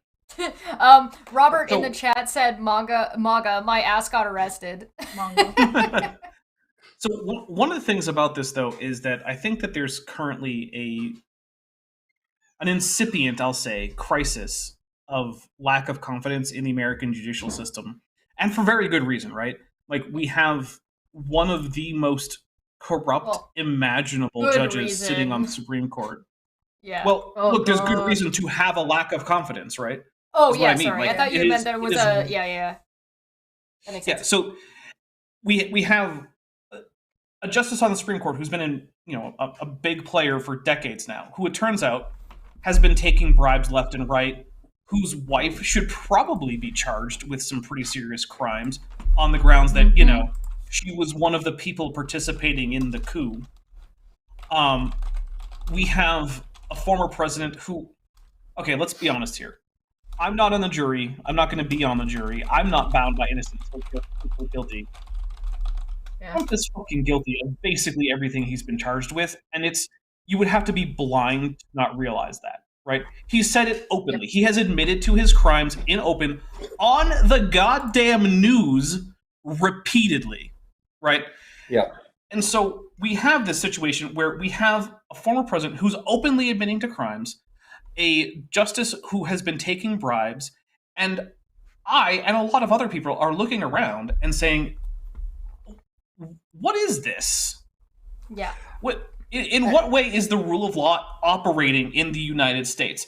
And the thing is, I feel like unless there are consequences for both Trump very soon and for Justice Thomas, that the United States people will stop having faith that the judicial system has anything to do with justice, and that's a problem, right? Once the populace at large decides that the courts don't matter, that's not a great way to run a country. That's going to make things worse. The courts are not about what's fair or what's just. They're about coming to a resolution. And anyone who's been in the court system and subject to that can tell you that you can't just simply assume if you're innocent, you'll be found not guilty, or if you're guilty, you'll be found, you can't assume that's the case, because the courts have never really been about that. At least That's the true. courts have always supposed to have been about whether or not they follow the letter of the law, or whether or not there needs to be adjustments to the law. But if you have too many corrupt officials that are changing those laws, and too many corrupt officials that are trying to administer that reading of the law, it will eventually break down because it will lack consistency. And as soon as it lacks consistency and people lose faith in it, then what are people going to do? Like, what's the natural result of that? And I would expect if Trump is convicted, then part of the MAGA cult will then say, we got to get rid of the courts because they're bad, right? Type of thing. That's part of the almost swamp. certainly true, which is another problem. They're So part of yeah, the one of the swamp. problems is I think that no matter what happens, there's going to be a significant segment of the population that feels like this is evidence of a failure of the government as such, and not just a failure of like this current administration or the current group of judges, but that it's a failure of the institution per se. And Yeah. I don't know how to argue that the institution isn't failing. And that's troublesome to me because, well, on the one hand, I've never been exactly something you would call a fan of the United States government. I mean, they do a lot of shitty things to a lot of people who don't deserve it all the time. Mm-hmm. But the thing is that every country does this, right? Every country has a central, ultimately, fiction on which they base their ability to administer laws, courts, pass laws, prosecute wars, all these things, right? And in the United States, it has always been two things. One is that there is a consent from the governed, and that one's always been a little bit shaky because of how many people are like, do I consent? And the number of people who are actually listened to when they say they don't has always been zero. But the other one that the United States has always used as one of its central fictions to prop itself up as a legitimate government has always been like, well, the United States isn't a place where we have noblemen and commoners. Everyone is subject to the same rules. And when you take away the foundational myths or fictions that a government uses to maintain its legitimacy, that's when things get very dangerous in terms of things like coups and revolutions. And I would rather not live through another coup, but if the United States government can't maintain its legitimacy, that might be what happens. And I would prefer I think not. so. I think so. So What Dapper, I would Republicans suggest- have to realize. I think so. What Republicans who have supported Trump have to realize that the direction they're moving towards is not productive for them either. It might look profitable for them for some time, but after later, when the poison starts infecting you, right? So it's gonna come for them too later. So they might think that they're going to get benefits, but those benefits, the net loss that they're going to face with in regards to losing people's trust, and regard and everything, that's a huge risk, a huge gamble to take, especially when their most veteran leaders like Mitch McConnell, etc., they are on the verge of like moving out of out of the politics, right? We have seen them like they are not fit to be involved in politics anymore, and there are these they're veteran politicians who knew how to toe the line and how to like keep everybody in check, and they're getting out of these politics. And you've got a younger generation of Republicans coming in who are not qualified, who are not experienced, and who don't care as long as they gain as long as they profit of whatever the narrative is at the moment. So Republican Party is playing a very risky game. In next 5 years, in next 5 years, they're playing a very risky game. And the conservatives and Republicans who support these newbies who are coming in, they have to realize this is not good. This is not good for democracy. This is not good for Republicans, Democrats, the whole it's not good for them Constitution of the maintaining United the States. status quo. Yes, the status quo. It's not good. So the history of the United States, I don't see Dapper things, has been we've had periods of time where the government has become extremely dysfunctional and extremely divided. And then what happens sometimes... I would rather say we've had periods of time when the government has been minimally functional. That has occasionally happened. Yes. But on the other hand, what happens sometimes is we have crises, like a war or a calamity, that changes the narrative. As really, maybe it just even distracts people, right? So the result is that there are people see the crises as being something that Americans came together and overcame, and then people feel good, forgetting the thing that happened beforehand, that the crises basically took headlines away. So this notion of the American government is failing and going to collapse, I would suspect if you look at the historical pattern, something's going to happen that's going So to distract the public and send us in a different direction. I don't think that I would predict a collapse of the United States government. However, what I do think will happen is that if there continues to be a lack of appearance of maintaining sort of the fiction of the United States government, that it will increase things like civil unrest in cases when it might not otherwise have gotten to the extreme that it did. And when I say that, I don't just mean like protests outside of Capitol Hill. I mean like riots and looting. I think it will decrease the likelihood of people taking things like jury duty seriously, right? Like, why should I take this seriously if the government doesn't take the whole idea of a court seriously? Yeah, if the whole thing's a joke, then why is anybody gonna care about the crises, upholding of law? With, if you keep in mind, also on top of that, if you add in things like Black Lives Matter and you add in the number of strikes that are going on, like worker strikes. So, like, the worker strikes, on top of no longer taking the government seriously, and on top of massive amounts of poverty and so many people facing homelessness, like, all of these things are just going to escalate and escalate and escalate, and after one thing after another. It's not historically unlikely for, like, a very large war to kind of almost reset the quo. Yeah. Like, that certainly happened around the time of the Great Depression. It's not unheard of, but is it likely to happen right now? And right now, what would that war even look like? Because it's not like we're anywhere close to what World War II natural disaster. Was like. A natural disaster, essentially, yeah. I don't think we're going to be seeing World War III. A natural disaster. And it doesn't have to be a world war. It just has to be a war that garners enough of the Americans' attention, like the American people's attention. Now that could just happen. Look at what happened in the 1960s, where we had leaders being assassinated. We had significant riots in the streets. We had significant groups of people being disenfranchised, and we had a corruption system and a terrible war going on. You can go back to decades and find stuff.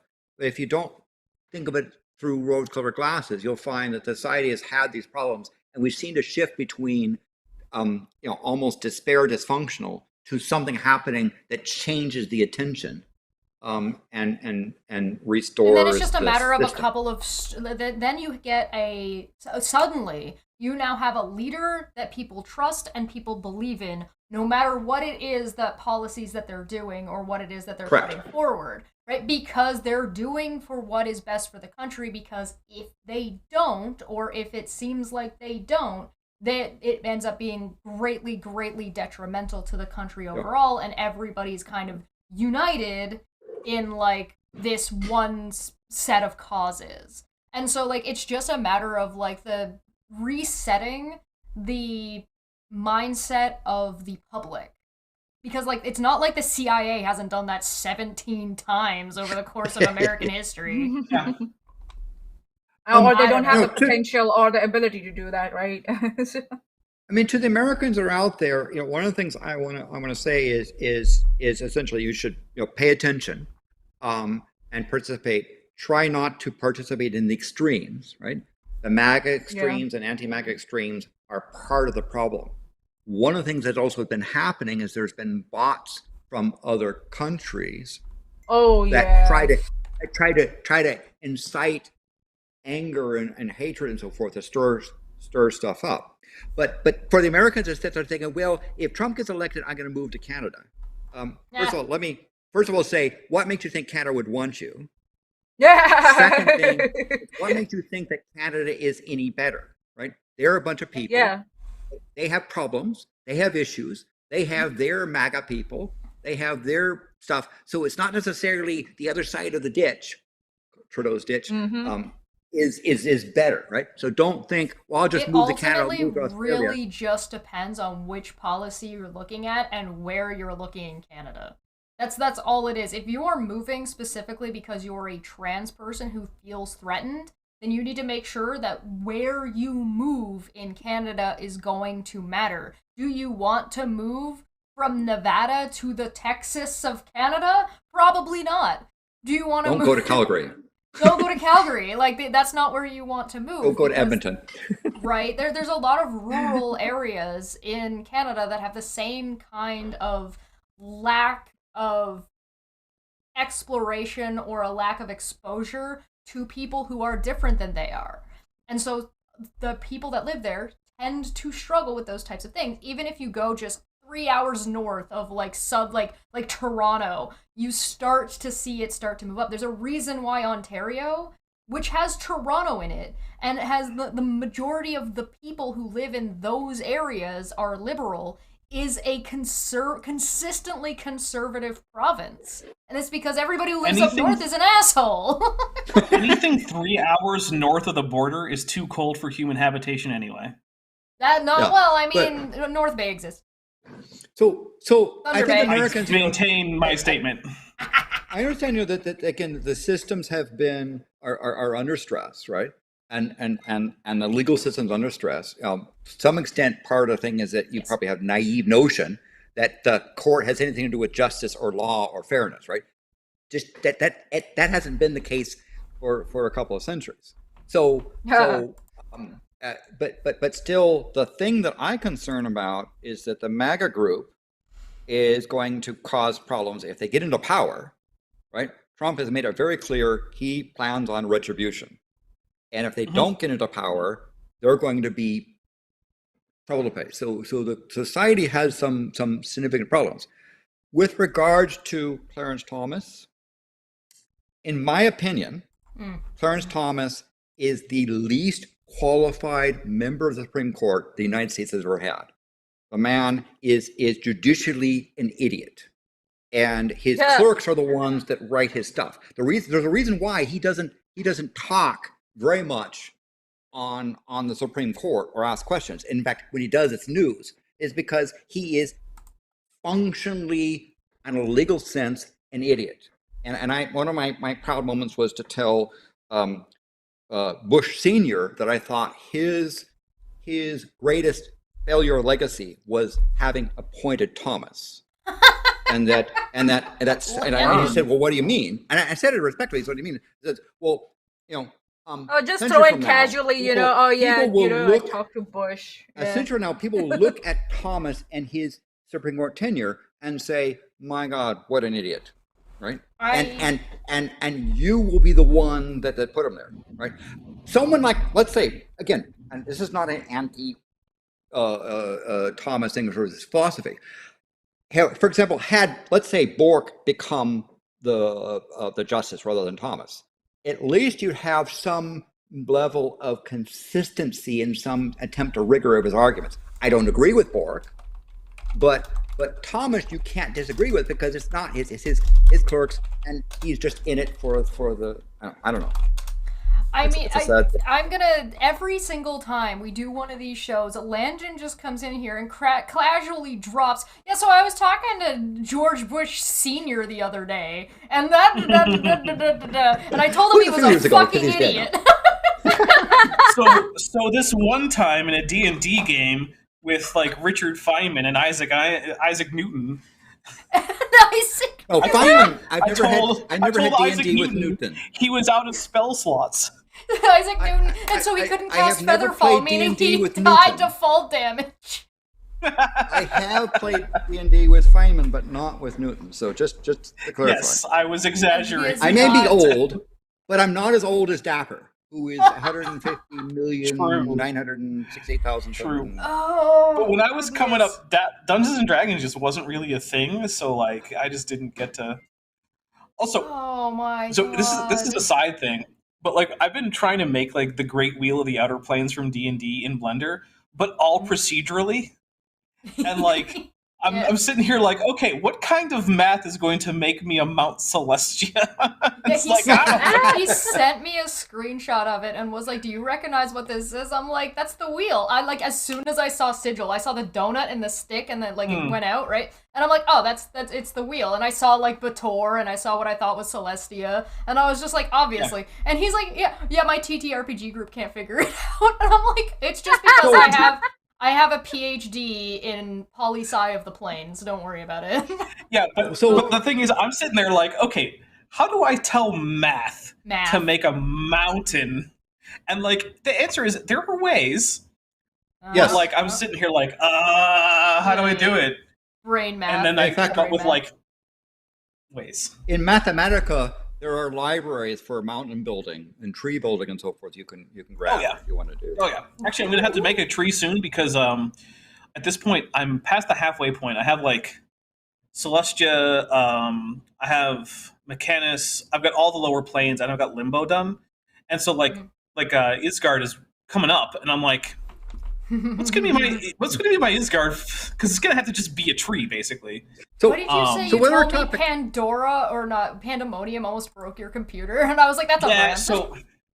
So for Pandemonium, I basically just was like, okay, I'm gonna make like concentric spheres that are all connected with edges going into each other, and then I'm just gonna like put in some like shortest edge path to destination, so it creates curves, and I'm gonna use some noise to determine edge length rather than the actual physical edge length, which will give you like random tunnels, right? Because there you go, that's Pandemonium. But like then I was like, oh, there's a lot of overlap. I'll try to just mesh Boolean all of them together into a single mesh, and then my computer was just like, no, you can't Boolean them. I will crash the entire computer. I was like, all right, but let's not do that then. Well, So now that let's we've do had this what our I'm on talking about. now that we've had our D&D segment as required, What's next on the Tavern tab? it is actually like a contractual obligation that we have to talk about D&D at least once per stream. Yeah. Okay, so next, I helped with the math for Landon. yeah. So next up, we have India prepping for the G20 summit. So I believe that would fall under world news. Yes. So the G20 tournament has actually happened, by the way, just for people Yes, to know. it's They've already already had done. it. So this was what India did prior to the summit. So should we talk about what it did and then talk about the summit as well? So Yeah. if I look through here, it says India's capital is pulling out all the stops to put its best face forward as it hosts leaders from around the world this weekend. So this was past, right? This was on September 8th. Right, an army of government workers is rounding up stray dogs, scaring away hungry monkeys, and evicting some of New Delhi's poorest residents by bulldozing their dwellings. And I think there we start to see running into problems. The annual summit of the Group of 20 Economies is the largest gathering of world leaders ever in New Delhi, with attendees including New President Delhi. Joe Biden. New Delhi. It's called New Okay, Delhi. thank you. I what? Don't ask me to pronounce. I barely pronounce English. With attendees called- including. It's actually New Delhi, and because obviously Delhi? British happened, so they call it New Delhi. So it's like it's Delhi, New Delhi? not Delhi. Dilly? Delhi. Delhi? The Delhi. D. But Delhi. where's the New Delhi. old one? Huh? Where's the old one? Where's the old one? Boo this What man. old Where's Old Delhi? Old Delhi. Ah, okay. Yeah, There well, is this one. one's the new Is one. there? There's Yeah, one. where is it? I want to know where. You gotta look at the map. Where is I it? don't know where- I don't want to look at a map. I just want someone to tell me. I don't want So to do they work. They ornamented the roads with hundreds of thousands of lush flowers potted on freshly painted pavements. What they will not see are the hundreds of thousands of people who've been displaced, or the slums that have been flattened or obscured by temporary fences bearing the G20 summit's logo and photos of the Prime Minister. Yep. Their hopes So- that the beautification project will help showcase the best of what the world's most populous country has to offer, further cementing its position on the global stage. I mean, I can understand the move, but that doesn't make it morally okay. The thing is that all these moves are not fruitful enough because Delhi, if I may dare say, New Delhi, it has a problem. No pollution person problem. actually from India, you're not allowed to tell us how to pronounce your fucking country names. Use the Aw. British name like I God thought I was intended you. born to. there. I take offense. Don't do that. No, just like I want to start spelling out things in Hindi now. Oh no! All right, go on, Maanyaa. Sorry, I just wanted to give you a little bit of trouble for asking if you dare say pronounce your country's name correctly. Go on. Okay. So the thing is that Delhi has a problem with pollution, so much so that you can't see the sun properly. Jeez. It's always Wow. it's KD always Prime. like it's like the sun is always in the setting mode, like it's going down. That's what it is. In the dusk mode, if I may dare say. So anything they do, That's why like, it looks like that in all the movies. Black and white. That doesn't explain Yeah. why the whole country looks like that. Sorry, go on. Listen, you should know.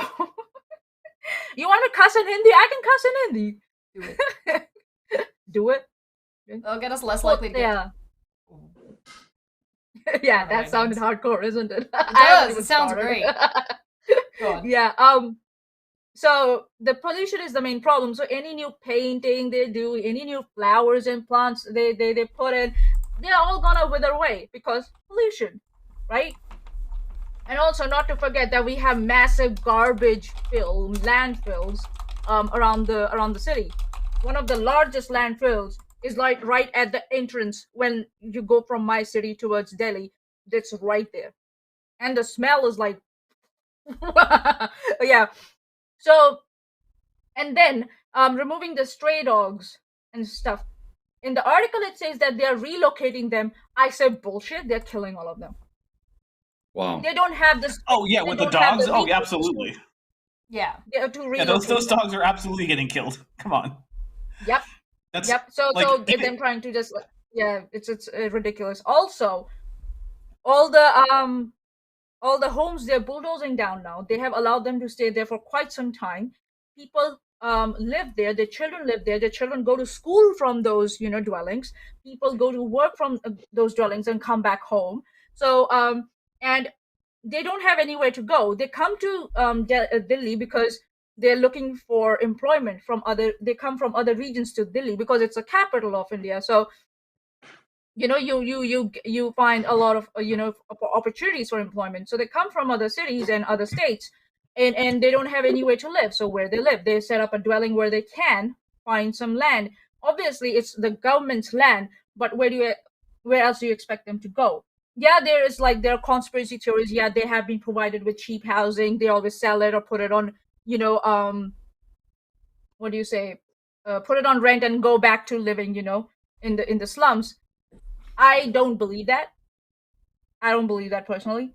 I've not seen examples of that enough to believe. There might be some, there are some bad actors everywhere, and they might tend to do that. But overall, people want to live in a good environment, especially for their kids, for their children. They do. Because it matters where you are, living, because the schools will zone you accordingly, and that's how you, end up getting admission in the local public or government. Wait, are you saying that people aren't bad parents just because of poverty? That doesn't just turn them into bad parents? There's actually constraints on their actions that limits the ways in which they can help their children?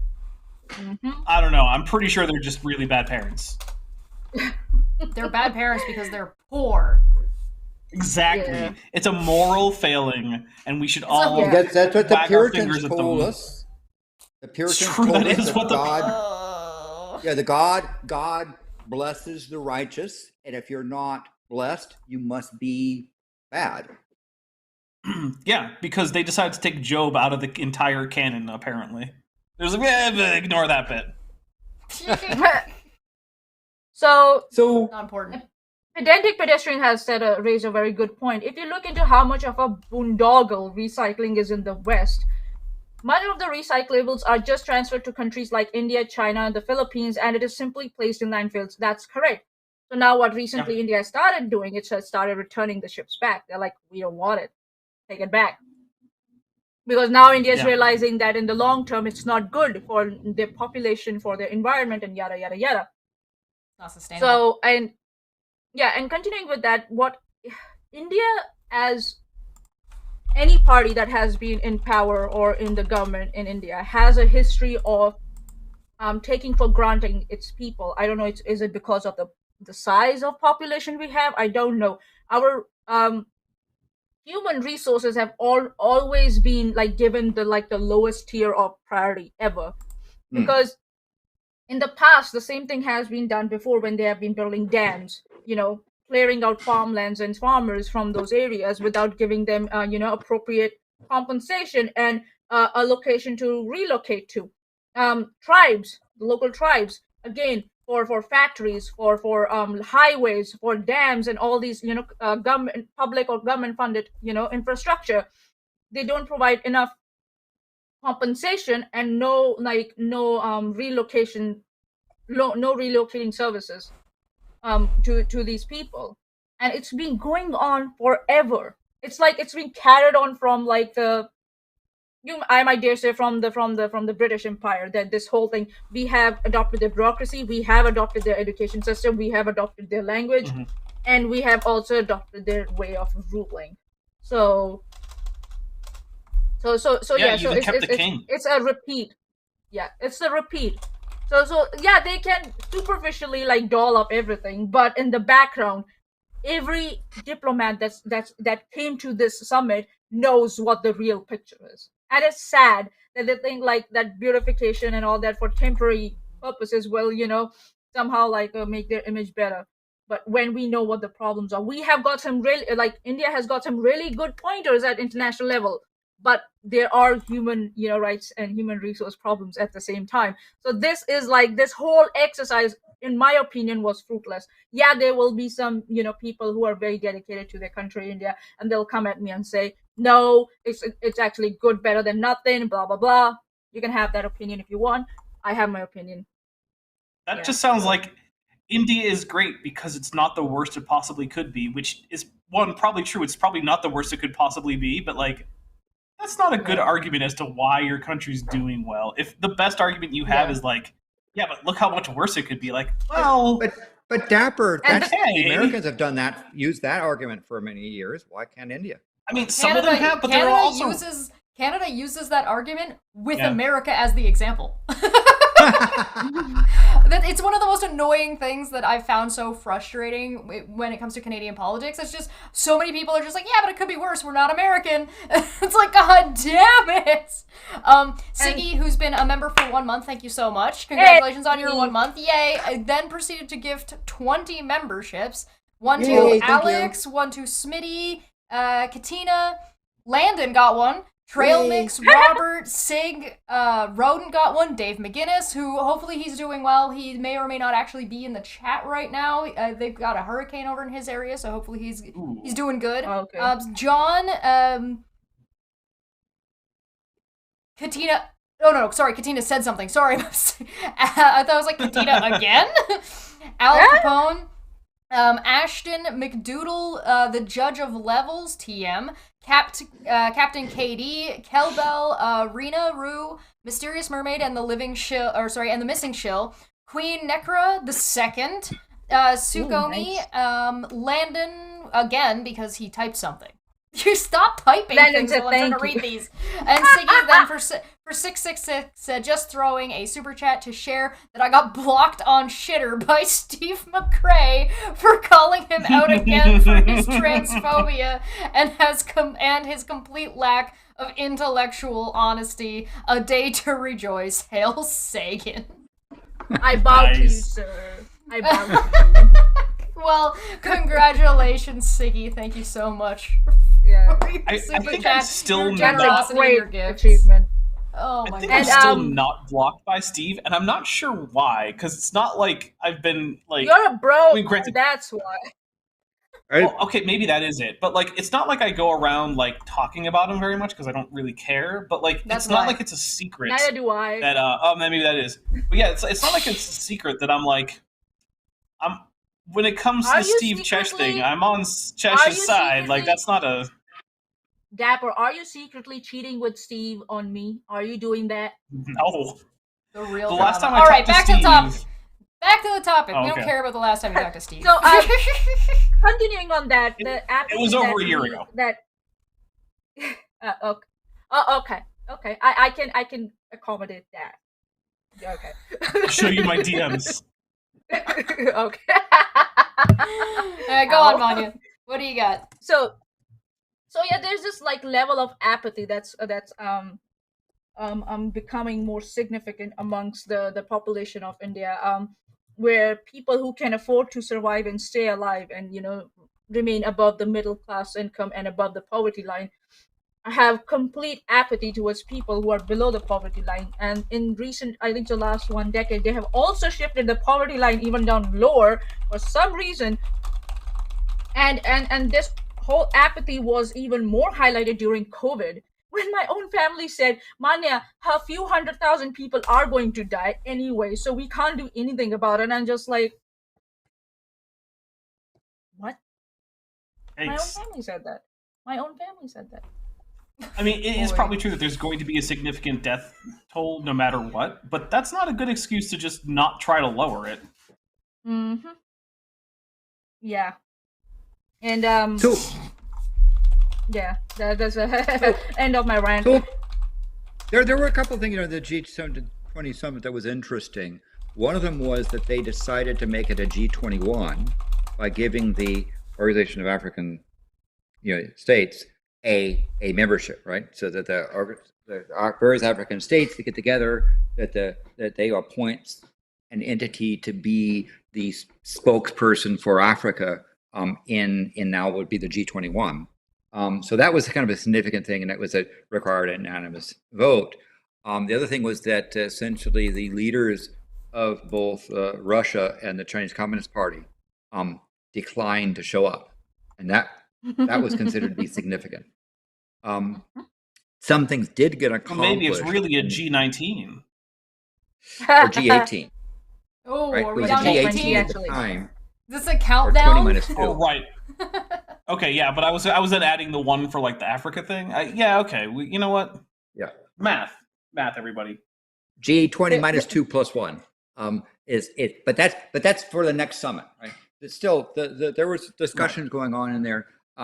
There were various communiques that were done regarding the Cold War on Ukraine, and as usual stuff, it didn't satisfy the pro-Ukraine folks, that it didn't go so hard as to condemn Russia. On the other hand, again, there are countries that are effectively try to be neutral about it, who don't want to be anti or pro, and so you had to kind of satisfy that kind of a set. So to assume that the G20 was going to go in and say, Russia bad, Putin bad, was naive. On the other hand, they did communicate some very things that I think Ukraine could have been happy about. They have to be a little bit tactful. Anytime you're doing any kind of global politics, even local politics, you need to, even your workplace, you need to be a little bit tactful, because you don't know what's going to happen and you do not want to unnecessarily alienate people. Now, does that mean that some people deserve to be alienated? Yes, but you also don't want to give someone like Putin additional firepower by being, basically by being uncouth at like what would be a general meeting. Like, you don't need to kick under the table or kick below the belt, and it's usually Good use better. of uncouth. Yeah, thank you. It's a little bit better when it's I shouldn't say better. It's just more standard to keep your general opinions to your fucking self during those kinds of meetings, because that's not really, you're not there to sit around and talk shit. You're there to do what's best for your people in conjunction with the other people at the table who you've agreed. That's why I'm not invited, because I would be there just to talk shit. Yes. Yeah. Now, does that mean they don't all go around and talk shit? Absolutely not. That happens not during the meeting. That's when they all have their little get-togethers. That's why Trump was such a joke at the Paris Accords, and everybody just fucking ignored him. Yeah, because after that table meeting was over, everybody was just standing around talking and being like, "Fuck that guy." I mean, I'm probably also even not though, for qualified example, because my economy isn't big enough. So the if my economy were bigger, I have a Patreon. Everybody, back to say was if enough back to people G20. donate to my Patreon, my economy will be big enough to get into the G20. Come on, let's make it happen. No, 3 billion patrons. Let's do it. So back to the G20 summit, and for example, what happened with Africa. There's an initiative to try to get various countries to positively invest in Africa rather than being exploitative. So that was some of the things that came out. another thing about regarding the war in Ukraine, well, that no one expected the G20 to say Putin's a war criminal and he's bad and should be ashamed. They did do a lot of statements about Ukrainian sovereignty. And that is and those are the same thing, right? In this type of scenario, them doing that is them condemning Russia. They just have to do it indirectly because they have again, this is something that these are also things that are going to go down in history, right? These things are going to be documented, meaning that they do not want and cannot do things so directly that somebody in the future could look at this and then say, like, see, this is why Russia failed. We need to take over the world. Like, stuff like that. Like, we can never join again because blah, blah, blah, blah. Like, they just can't do stuff like that. Another thing that happened was with regard to India, right? It is true that India has been, at a period of time, a more significant trading partner of Russia that people have been displeased on. But what occurred was, rather than simply say, well, India needs to fall in line, is that India was consulted and they had discussions of various groups. And what they basically arranged with India to say, hi, what if we trade with you rather than you trading with Russia on that thing, right? There's a number of things that happen in quid pro quo, treating India as a member of the G20 rather than you just have to fall in line because we say so. And that was done. Now, people like the Biden treating other sovereign states like equals. They treated that's what I was like. They treated another country like they are equals and not like, beneath them or something. Oh my God, that worked. Yes, and one of the things in particular, you look at some of the trade stuff, you see that India has significantly reduced their oil intake from Russia and other things like that because of cooperation, right? That's just how you do that, even though it doesn't satisfy the hardliner frustration thing. It did. If you don't have a permanent seat on the UN Security Council, are you really a country? Oh, it's just one of those things where it's like it's a little. It's one of those things where people are like, well, war is bad, but then they don't like that that the rhetoric coming out of the UN is so soft, when it's actually not as soft as you think it is. So it's one of those things where, like, for example, like when we talk about any kind of legalese, and we're talking about what a judge has said, where it's just like, if you said it at the bar, it would be meaningless, but a judge at this level to say this to this person, suddenly it's just what they said was actually massively escalated. Yep. Yeah. It's just context, essentially. And yes, I am in fact here as an agent of chaos. Because I'll be honest, I didn't prepare, so I was just like, you know what, I'm just going to go in and just cause a ruckus. And you know what? I did. Plus, again, get a permanent seat on the UN Security Council, and we'll consider you a real country. I would think that the Soviet Union has a permanent seat, but Russia has been sitting in the Soviet Union seat. And I will agree. Yeah. The Russian Federation does not have a permanent seat on the UN Council. Security Council. Change my mind. Go ahead. Make that meme. So think of seats and councils. We should give Taiwan a permanent seat on the UN Security Council because they were a part of World War II. They were not on the losing side, and also that's the real government of China. Oh. Sure. Well, you could have a one China policy as long as you have a one Taiwan policy as well. That seems fair. No. That sounds fair. Taiwan is currently the capital of China because that's where the legitimate government fled to after the communist takeover. I'm saying, elect me in 2024, and I will close diplomatic relations with the Chinese Communist Party and open them with Taiwan. I am curious about what that would look like from an economic standpoint. But we can talk about that another time. Gigantic clusterfuck. It would be such a clusterfuck. But Dapper, you're about 150 million years old, as we established. Yeah. And the United States was not a country 150 million years ago, and the Constitution requires the president to be a native born.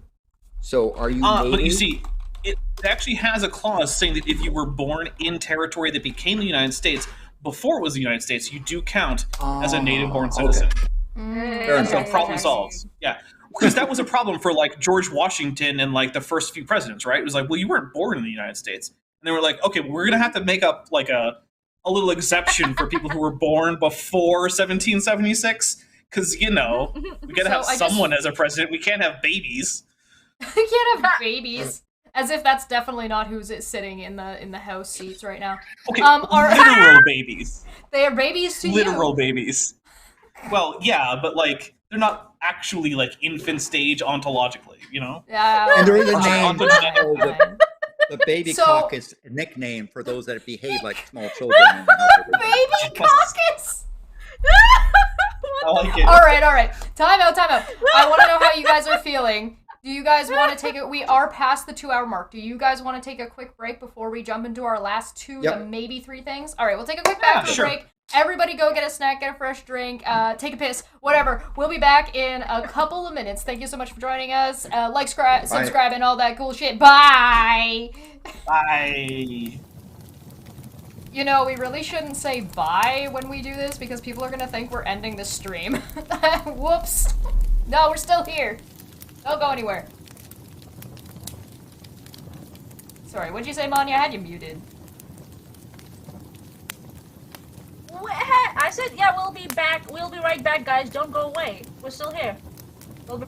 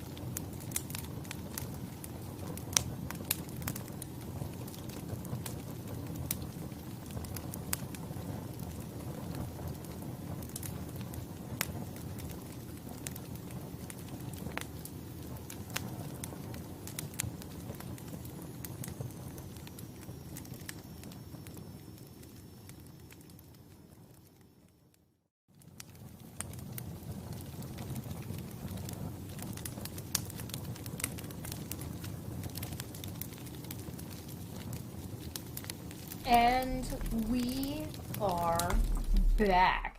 Hello, everybody. Welcome back. I hope you got your snacks. I hope you got your drinks. I got tea.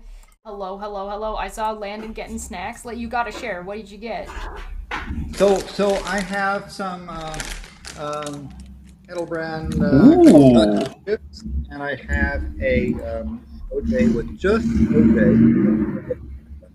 And Canada has a zero tolerance for. We're very strict. We're Yes. very strict. Very nice. Yeah. I didn't get a snack because right before this I had like a big bowl of shell pasta with chicken and broccoli. Ooh. I did not. I also did not get a snack because I made myself a wrap with some leftover chicken, some fresh veggies, and a scrambled egg. I mean, later I might make myself some nuggies, chicken I got nuggies. some tea. I got a pack of. The other day I was in a mood and I got a 20-pack of chicken nuggies. Nice. Guys, don't do that to me now. Oh, I want my chicken God. nuggets. Apparently you can just order a 60-pack. Apparently that's just something you can do whenever you want. You can get in Canada, at least where I live, you can just order a pack of 60 chicken nuggies. Really? That happens here also in New Zealand. We have a season where you can order a So big so they chunk have of it seasonally, but apparently that they only advertise it seasonally. It's actually available all the time. Yeah. Really? And of course, in Canada, Yeah. you can get Kinder eggs too. Yes. Also, Kinder egg, yeah. ketchup chips, Just don't kettle you ketchup chips. don't you dare smuggle the Canadian Kinder eggs into the United States. The United States has its own Kinder eggs in which the toy is safely and sanely separate from the egg.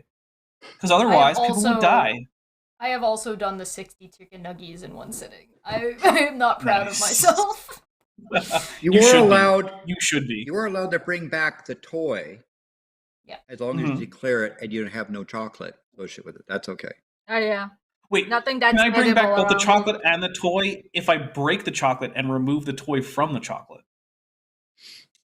I Probably. suspect so, but you might have to consult with the border agent. now I want chocolate. Get out of the way.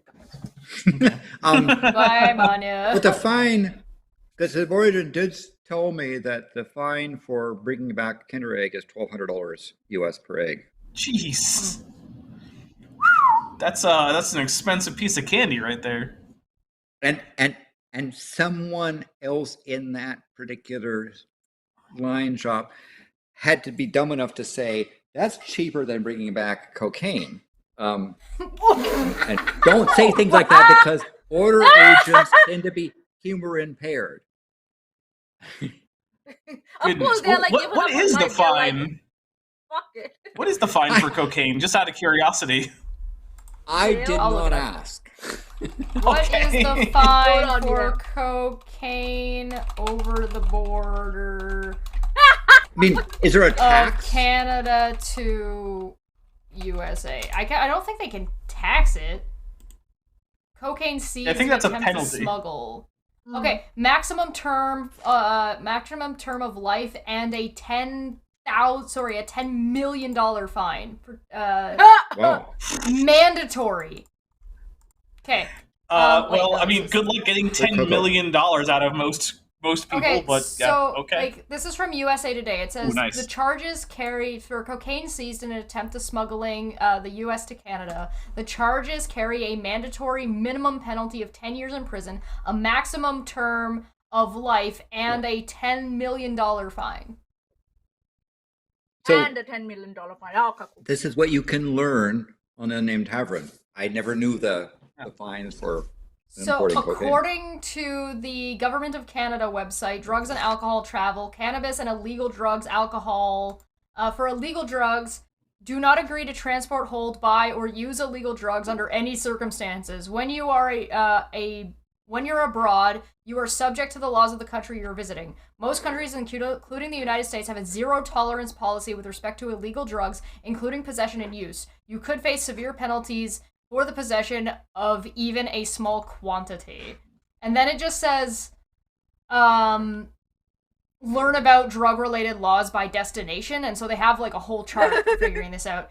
Then It says Where did the for chat- drug trafficking, follow the simple precautions, and then it says crossing the border with substances.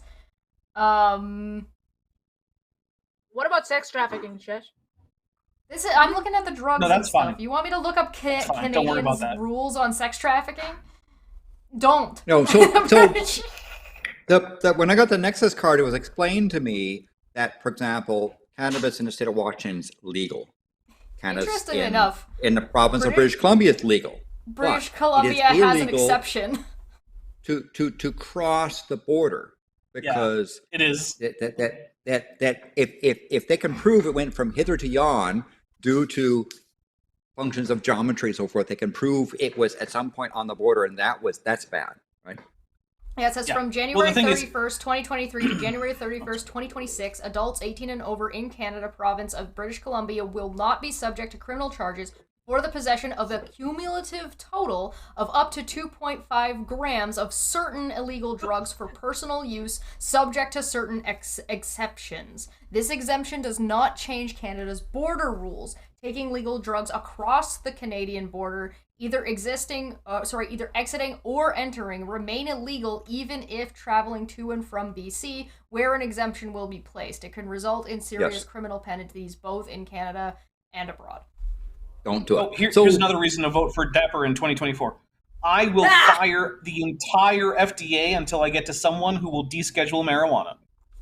Yes, There you I think that descheduling is about time, right? If Congress was actually paying attention to stuff. Also, That's you the know, I don't bill care about April. Congress. I'm just going to literally Stop. fire everyone at the FDA until I April get to one also who's like, said- fine. April also said when you're abroad, but what if you're a dude? Yep. Mm. The bill to stop Good point. splitting back and forth on daylight savings time, which has again been passed unanimously by the Senate, that has majority of support in the House, but the House is too busy playing games to even. They gotta pretend that they can impeach Biden, you know, Yeah. So which they absolutely can.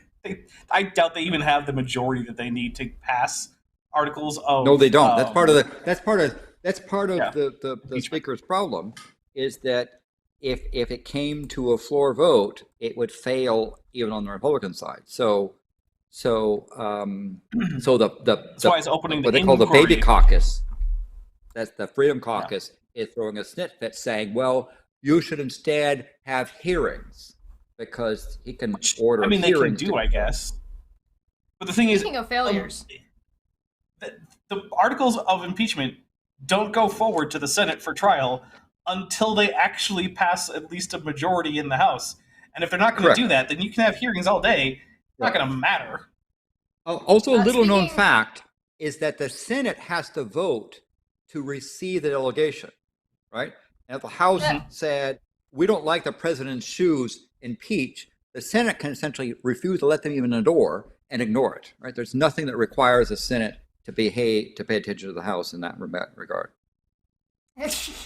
how do we put on an FBI list? Chesh edition. Yes, correct. All right. So speaking of failures, tech news. Yay! Yay! Car makers are failing the privacy test. Owners have little to no control over data collection. Yeah. Oh, wait, now there's another group of companies scraping all my data? Yep, Uh-oh. yep, Let's get a car from the 90s. Most You get a car from the most- 90s, it'll be hard to scrape your data from that. It'll be harder, at the very least. Most major car manufacturers admit they may be selling your personal information. Maybe. Though they are vague on the buyers, a new study finds, and half say they would share it with the government or law enforcement without a court order. The proliferation of sensors in automobiles, from telematics to full digitized control consoles, has made them prestigious data collection hubs. But drivers are given little to no control over the personal data their vehicle collects, researchers for the nonprofit Mozilla Foundation said on Wednesday. In their latest Privacy Not Included survey, security standards are so vague, a big concern given automakers' track record of susceptibility to hacking. Quote, cars seem to have really flown under the privacy radar, and I'm really hoping that we can help remedy that because they are truly awful, end quote, said Jen Nice. Coltrider, The study's research lead, quote, cars have microphones and people have all kinds of sensitive conversations in them. Cars have cameras that face inward and outward. So cars are really bad. Modern cars are operating systems on wheels with all kinds of services being provided, even if you don't use them. And I can tell you when we commissioned the University of San Diego, when I was involved in Silicon Valley, in terms of penetration testing on cars back then, and found that it was fairly easy to corrupt cars because cars have a very naive network. The electrical network in an automobile is designed to minimize weight and cost, not maximize security and privacy. And in fact, we showed that one could, through a number of means, FM digital radio, key fobs, and other means, corrupt a vehicle's control system to do something like switch which is the brake and which is the pedal, right? Even though the car manufacturer is supposed to do that only if you're in the shop. There were some emergency recalls. That study was actually never published because of the seriousness of it. They did a bunch of recalls and fixed stuff, but it showed that the car platform, in terms of security, is in trouble. We also worked at the time with Toyota. And there with Toyota, I was trying to convey to Toyota the privacy problems that they were facing because, for example, collecting telemetry, right? So they might want to say, we need to collect telemetry in case you have an accident and so forth to understand what happened to the vehicle. Having that information be able to be transmitted to an insurance company that might impact your insurance was something. So we were talking to Toyota about how to anonymize the thing, but Charlotte, it's very difficult to anonymize what happens, and it's been furthermore saying they're talking about the notion of privacy, and you might say listening to your microphone or cameras. That the other issues come about in terms of the fact that using a cell phone in a car, even if you're a passenger, is potentially compromised because you think of the car as a corruptible network device that other system crackers can gain a hold of and get access to it. Also, we're finding that the car manufacturers see revenue in selling to entities information about your behavior, where you drive to, and how long you stay at places, as an example. Yeah. Right? Like what time of the day you drive to the grocery store, what time of the day you go to get your gas refilled, and when you go to pay your bills, if you go somewhere, when you go to bank, all these if you go out of the state where you are going most of the time. So so it's like, where do you go when there's school holidays and stuff, what where your children go, where and all this stuff. So that's a lot of data to sell. Well, it's not even just that. It's like, how often do you go to the bar? How long are you there for? What happens when you decided to go to a different bar? Right? Especially if they're going to be willing to hand this kind of information over to the police unprompted. You're as if police aren't already problematic fucking enough about basically entrapping people in that, we watched you go, drive to the bar, we watched you pull in, and then we sat in our car for the 2 hours you were in there and then immediately pulled you over when you came out, assuming you were drinking. Because it could be like a sports bar. You could have not had anything, but that, you can't do that to people. But if they're able to then track that via your car, so let's say you've been accused of something more horrific. Right, so let's say you've been accused of murder, right? And let's assume you didn't do it. And the cops now have records at the drop of a hat for where you were everywhere in that day and can make it look very, very suspicious for you to have been here, or here of information you didn't even know that they had. Yeah. And it's also your car manufacturer may be selling your location to advertisers so that if you go to a mall, you'll start seeing pop-up ads on your cell phone for stuff in the mall to try to sell you things, right? That's happened with me when I was in Christchurch. That's happened a lot with me. So it's a very insecure platform, and auto manufacturers are, some of them are making money off of the information, not to law enforcement, but just to general advertising. And if you look at if you actually read the EULA license, let's say if you buy something like a Tesla, right, you will see that you've basically given them permission to hand over all that stuff, right?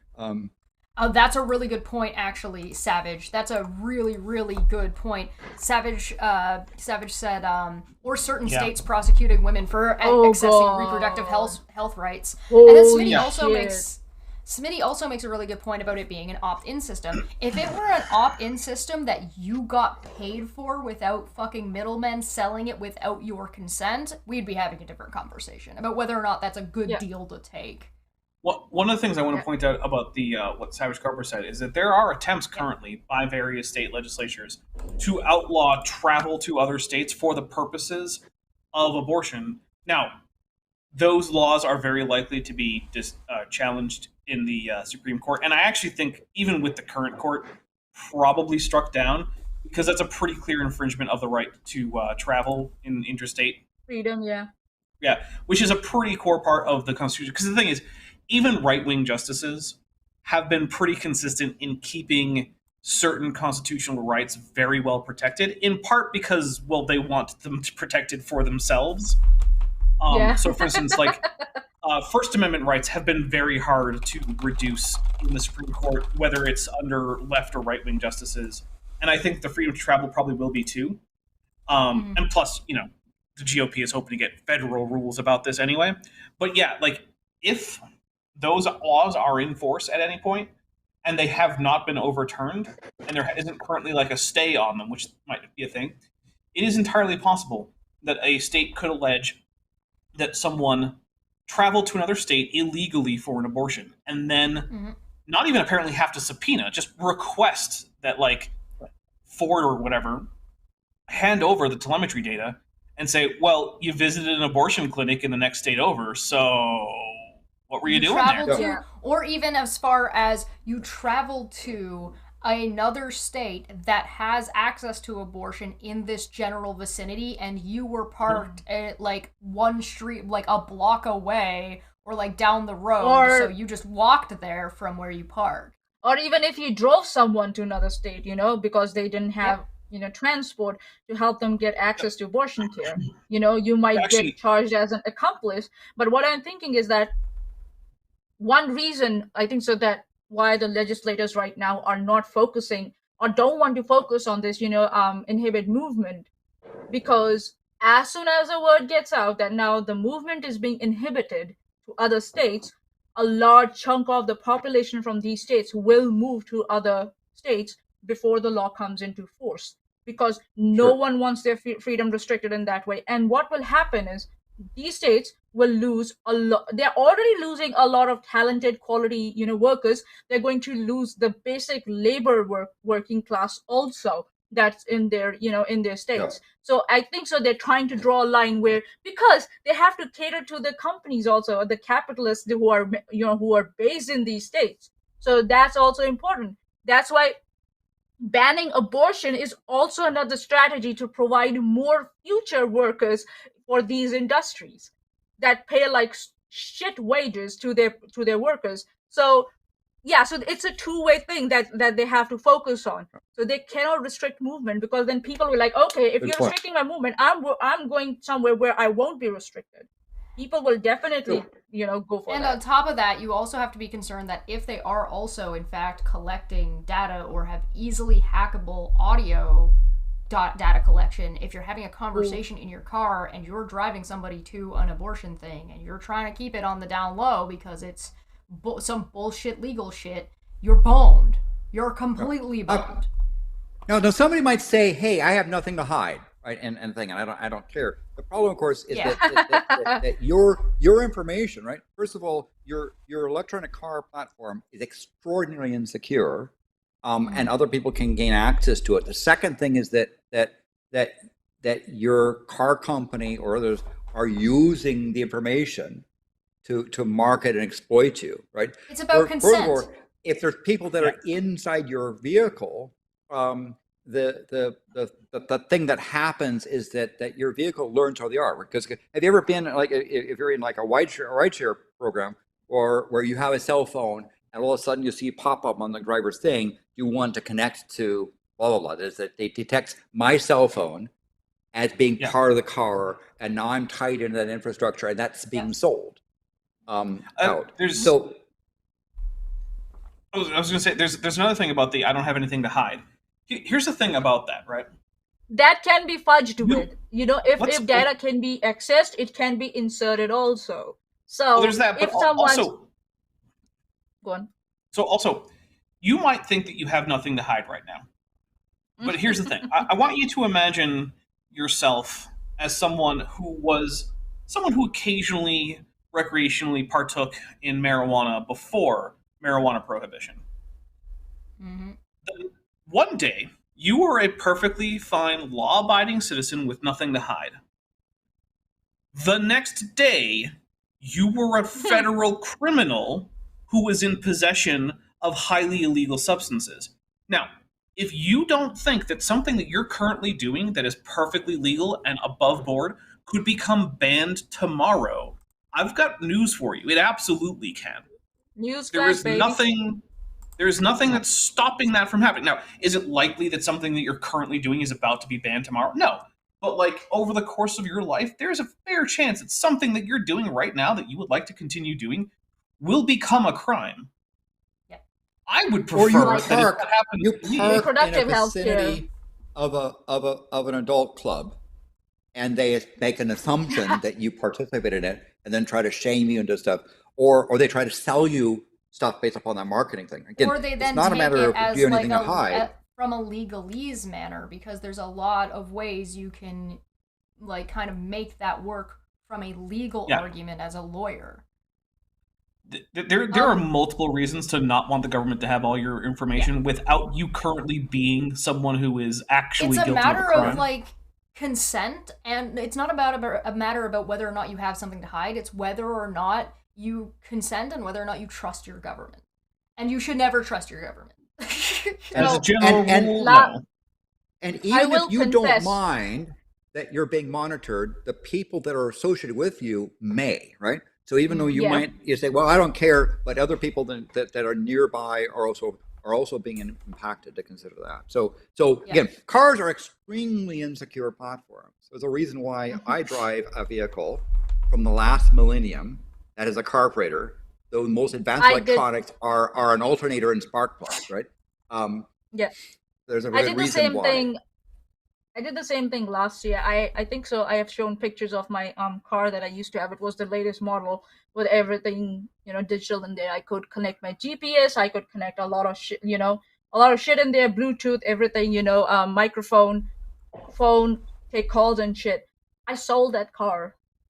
Yeah. And I bought a secondhand 2018 model of a Holden because I was not happy with the amount of data that was going in through that car. And I was just like, and because when I was in Christchurch, I had that car, I started noticing all these things, like when I would start getting like suggestions when I was on Twitter through ads, or even when I was on Facebook through ads, through WhatsApp, and the advertisement. I was just like, I got freaked out. I was just like, this is not good. And I was like, this is like, and that's why 1989 Dodge trucks only. Mm-hmm. Literally nothing but steel and carburetor. So it's a very significant problem against consumers. And when you buy one of those things or rent one of those things, you essentially agree to the EULA, and they can essentially market all that stuff because you're essentially the product being advertised to companies. One of the things is we keep reading this a little bit, right? It says we reviewed 25 car brands in our research, and we handed out 25 dings for the companies to collect and use data and personal information. Every car brand we looked at collects more personal data than necessary and uses that information for a reason other than to operate your vehicle and manage their relationship with you. For context, 63% of the mental health apps, another project category that stinks at privacy, we received this year, we reviewed this year, received this ding. So cars are taking an amount equivalent of bad mental health apps.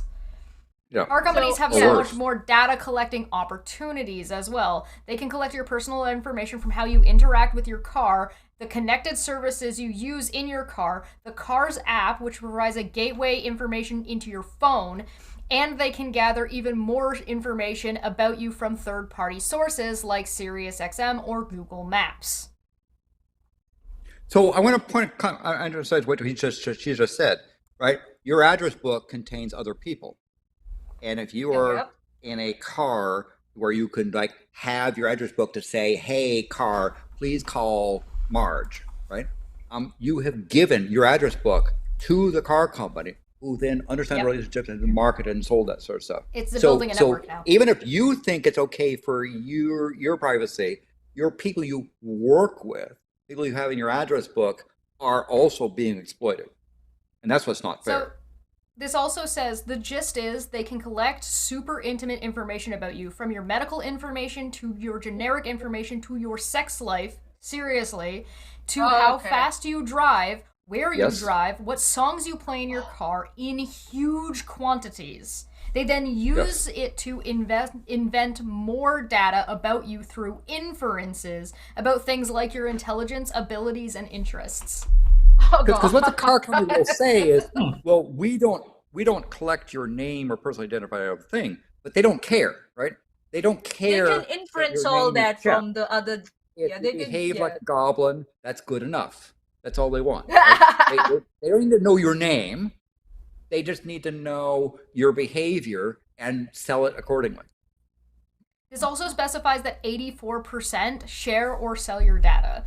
It's bad enough that the behemoth corporations that own the car you have all that personal data information in their possession to use for their own research, marketing, and ultra-vague business purposes, but then most, at 84% of the car brands we researched, which was 25, they can share your personal data with service providers, data brokers, and other businesses we know little or nothing about. Worse, 76% say they can sell your personal data. This would include foreign interests. Yes. There is nothing preventing this from being outside because, believe it or not, a lot of the major car companies are global. See, this is why you should elect me, because the car companies right now are selling your data to China, but I'll make them sell your data to Taiwan. It's way better. There you go. Hashtag Dapper 2024. It's like funny, like they haven't even like started with TikTok yet. Like the TikTok is so suspicious. Like they haven't started with TikTok. Look at that. But a surprising 56% also say they can share your information with the government or law enforcement in response to a request. Okay. Fuck off. Not a high-board court order, but it's as easy as a formal request. Cop walks into the Ford headquarters. Hey guys, could I get all your customer data? And they're like, yeah, sure. So understand what Chesh just said. For example, what they can do is go to a car company and say, can you tell us all the cars that were in the vicinity from this time to this time, right? And so even though you didn't do anything wrong, you could be near a spot and become a potential suspect that gets investigated. We couldn't confirm whether any of them meet our minimum security standards. So it's so strange to us that dating apps and sex toys publish more detailed security information than cars, even though the car brands we researched each had several long-winded privacy policies. Toyota wins with 12. We couldn't find confirmation that any of the brands meet our minimum security standards. The main concern is that we can't tell whether any of the cars encrypt all of the personal information that sits on the car, and that's the bare minimum. We don't call them our we don't call them our state-of-the-art security standards after all. We reached out, as we always do, by email to ask for clarity, but most of the car companies completely ignored us. The ones who responded were Mercedes-Benz, Hondas, and technically Ford. Still didn't completely answer our basic security questions. They had PR people that responded back. But again, understand I love the technically. that even if you don't have anything to hide, you can have broad sweeping things where an advertiser or law enforcement might say, tell us who drove over this bridge during this particular time. Tell us who was at this mall. Maybe, for example, there's a thing about shoplifting in a particular area. They might want to know which cars were in the parking lot vicinity when shoplifting was going to then further investigate that. And maybe they don't charge you with it, but you get put on well, let's watch this person because they seem to be around places that have shoplifting, as an example. Which could just mean that working at 7-Eleven is a bad idea, because I promise if you work at 7-Eleven, your car is going to be around places that get shoplifted because it's 7-Eleven. Oh, God. So some I know not so someone fun who was facts about murdered for working at 7-Eleven. Jeez. Yikes. Some not so fun facts about these rankings. Tesla is only the second product we have ever reviewed to receive all of our privacy dings. The first was an AI chatbot we reviewed earlier this year. What set them apart was earning the untrustworthy AI ding. The brand's AI-powered autopilot was reportedly involved in 17 deaths, 736 crashes, and is currently the subject of multiple government investigations. I was kind of thinking maybe we'll get out of here without talking about Musk. No, apparently we knew. We knew at the beginning that Landon had a rant. We knew. Nissan earned its second to last spot for collecting some of the creepiest categories of data we have ever seen. It's worth reading the review in full, but you should know it includes your sexual activity. Not to be outdone, Kia also mentions that they collect information about your sex life on their privacy policy. Oh, and 6 car companies say that they can collect your genetic information or genetic characteristics. Yes, reading car privacy policies is a scary endeavor. So think about a car company having lawyers to say, yeah, you should probably mention that their sex life is part of the thing that we're collecting information on. And they actually put that in the EULA that you go click because you want the car. No one reads it. Well, and you have to agree, otherwise you get no car.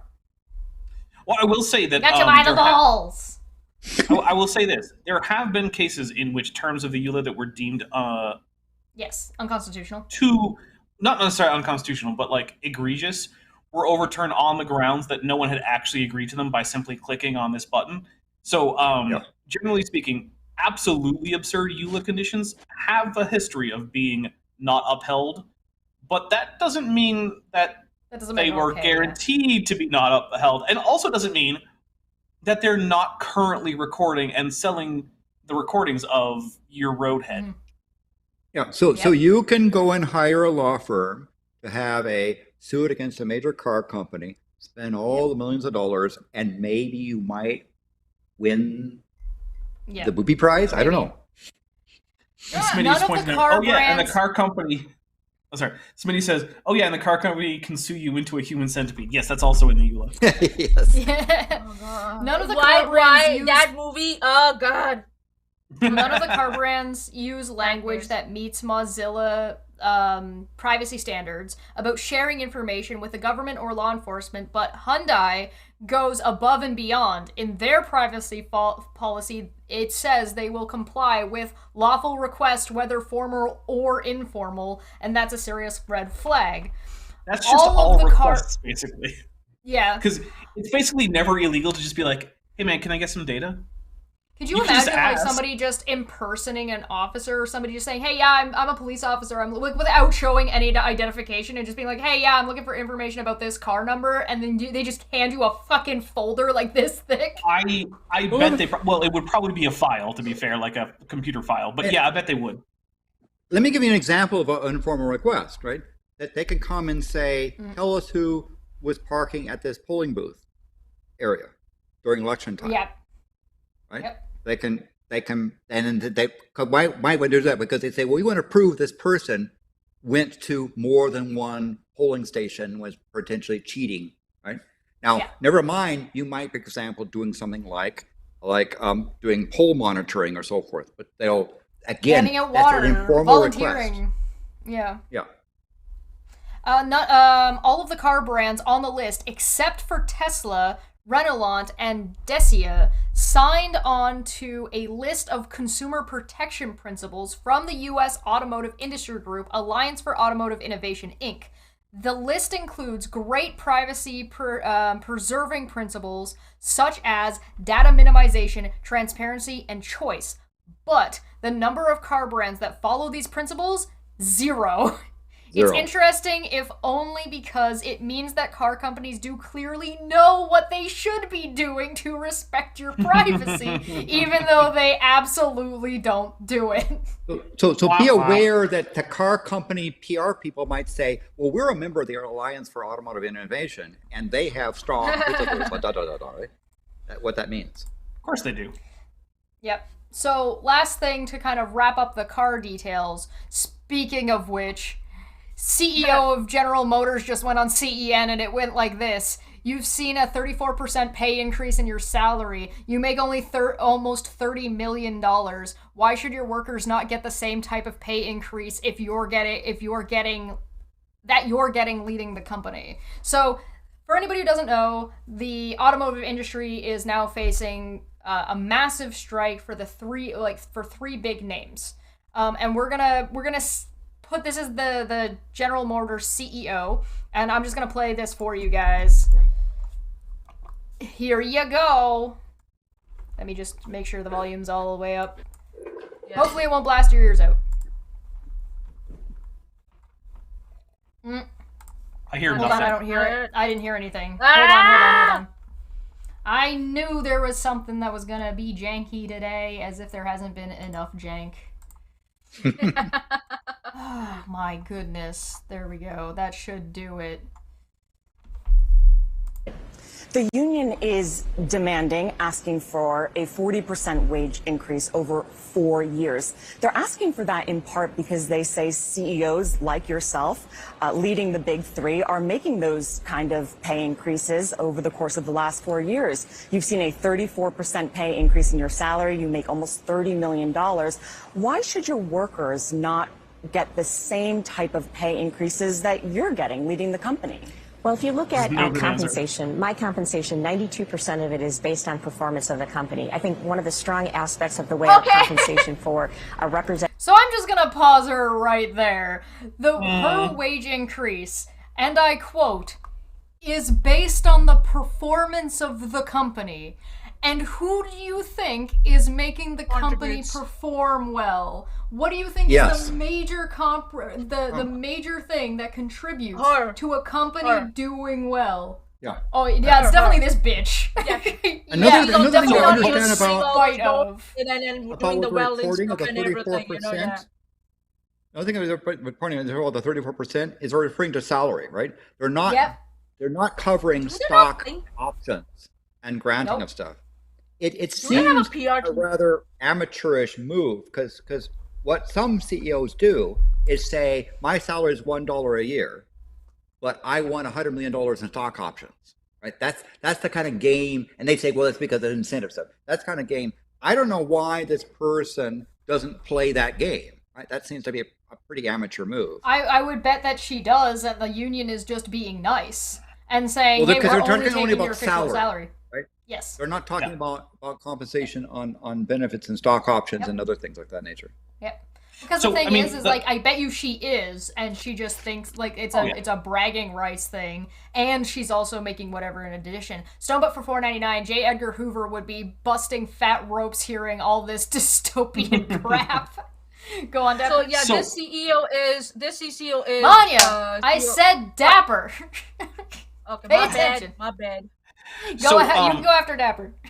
The more and I'm going to be disagreeing with this, but the sort of more full argument about the salary based on company performance is that there is something to be said for the fact that the single employee of a company most likely to directly impact company performance in most cases is going to be the CEO, right? Like they can single-handedly tank a company, or Look at Elon. Right. So there is that argument, and you could, but the problem is that while that might be the case, it also doesn't mean that the employees in general are not going to be the people who are actually executing the policies and allowing the company to grow.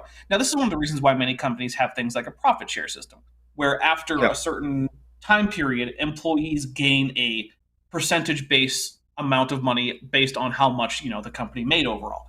Now, I do think that profit sharing is probably a good idea, and I would say that companies should probably adopt it because it does incentivize workers to do better for the company, because then ultimately the company ends up doing better for them. But the other thing is that it's also the case that you cannot simply tie good performance to a CEO and say that they're the reason. There are also other things. Like, it could just be like, let's say you're the CEO of a cheese company that makes sharp cheddar cheese, and for some reason there's a sharp cheddar cheese craze. Do you deserve a 40% pay rise because people just decided that they really like sharp cheddar cheese? I don't think so. Unless you're giving that to everybody. There's also an addition to that, right? Because if you look at maybe the GM is an exception. I don't think it is, but let's say charitably, let's say GM is an exception. What we've seen is people reporting record profits, CEOs reporting record amounts of money that they've been getting, and then laying people the fuck off, which means the company is failing. That is, or they're outsourcing it, which means the company is failing because it cannot their argument to the shareholders in the system that it works. Sorry, go ahead. Yeah. Their argument to the shareholders is that it's part of the reason they're having these record profits is because apparently shareholders are just fucking morons that don't understand anything about economics. It is a thing that happens, that some companies can become bloated with employees that they actually don't need. Correct. And so there's always a tension, right? Because on the one hand, there's always people's livelihood, and these are the people who are making you the money. But it is also possible that you have hired too many people, and that's a problem. And so there's no one easy solution, but one thing that you could agree on in principle is to treat the workers that you have well and like they're human beings. Mm-hmm. Yeah. And then, sure, that doesn't mean you're going to get rid of all layoffs, because quite frankly, if you're that's making... not possible. Yeah, that's not an option, right? There are times when the company has employees that it simply shouldn't have, right? Like this happened to Meta, right? They hired a slew of people to work on their their metaverse thing, and then no one cared about the metaverse. And it's like, well, what does Meta do? But what I'm saying is that if you're going to say that these are improvements to your company, while your company is going to shit and is consistently showing red flags of company failure or a business failure rather than success, then you should be taking the pay cut, not the employees that you need. Yeah, because that happened under your leadership, not the employees' leadership. Oh, yeah. That's what... Pedantic Pedestrians points out treating people well requires empathy. And there's actually, and this is like an actual well-known phenomenon, people at the highest ends of businesses have a much higher tendency to have cluster B personality disorders than the average population, which means things like basically they have a high tendency to just be psychopaths who don't have empathy. That doesn't make them necessarily... like they're going to go murder anyone or be a criminal. Make them bad people, it just means inherently, Yeah. It just means they do not care what happens to other people, and they will make decisions without that as a consider. Like the idea that they should consider how this will make other people feel just doesn't come up. It's like making a decision based on how it's going to affect the local ant colony. Why would you do that? They don't matter to you. So there are companies that have in their bylaws a requirement that the ratio of the highest salary worker to the lowest salary worker must be within a certain range. I was going to name the company, but I can't verify that, so I don't want to name things. But there happens, are ones I think it's a standard in Sweden, isn't it? It's one of the something that Sweden does. But there are companies that do that, and they talk about the entire compensation, and they say this is an incentive, right?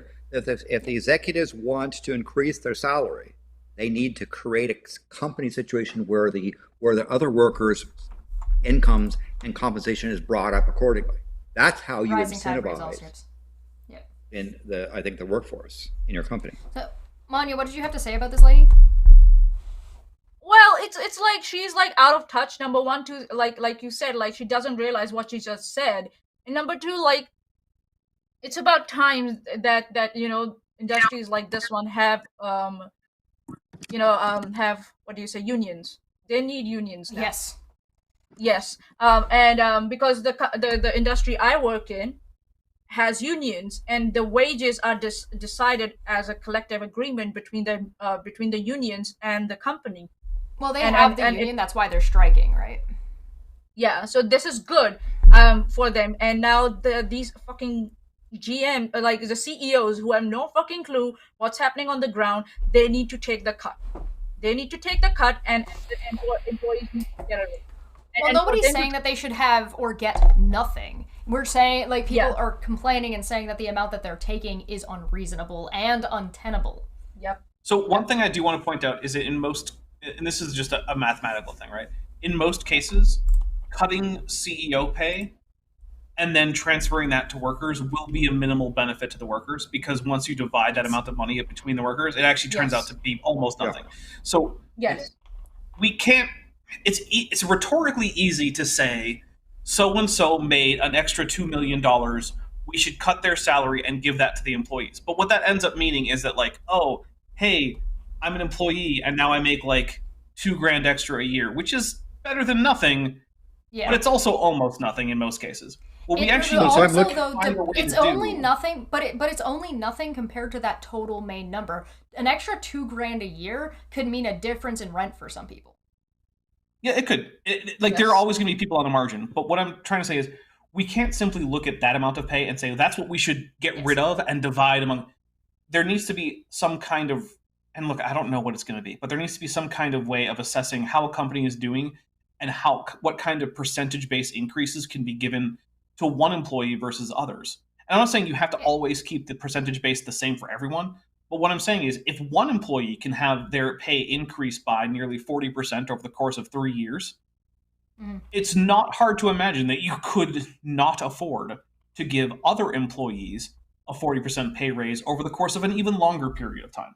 Yes. There's also a degree as well when you're talking about, we're only looking at the CEO. That does not include the next immediately 4 or 5 people that are also making the COO, the CFO. So when you start when you start adding all that together, now it goes from, like, let's call it a $2,000 a year raise to now a 5, right? So it's like, it's one of those things where it is a cumulative problem, and the math is, like, sometimes neither here nor there. It's the sentiment that ends up being a lot of the problem. Yeah.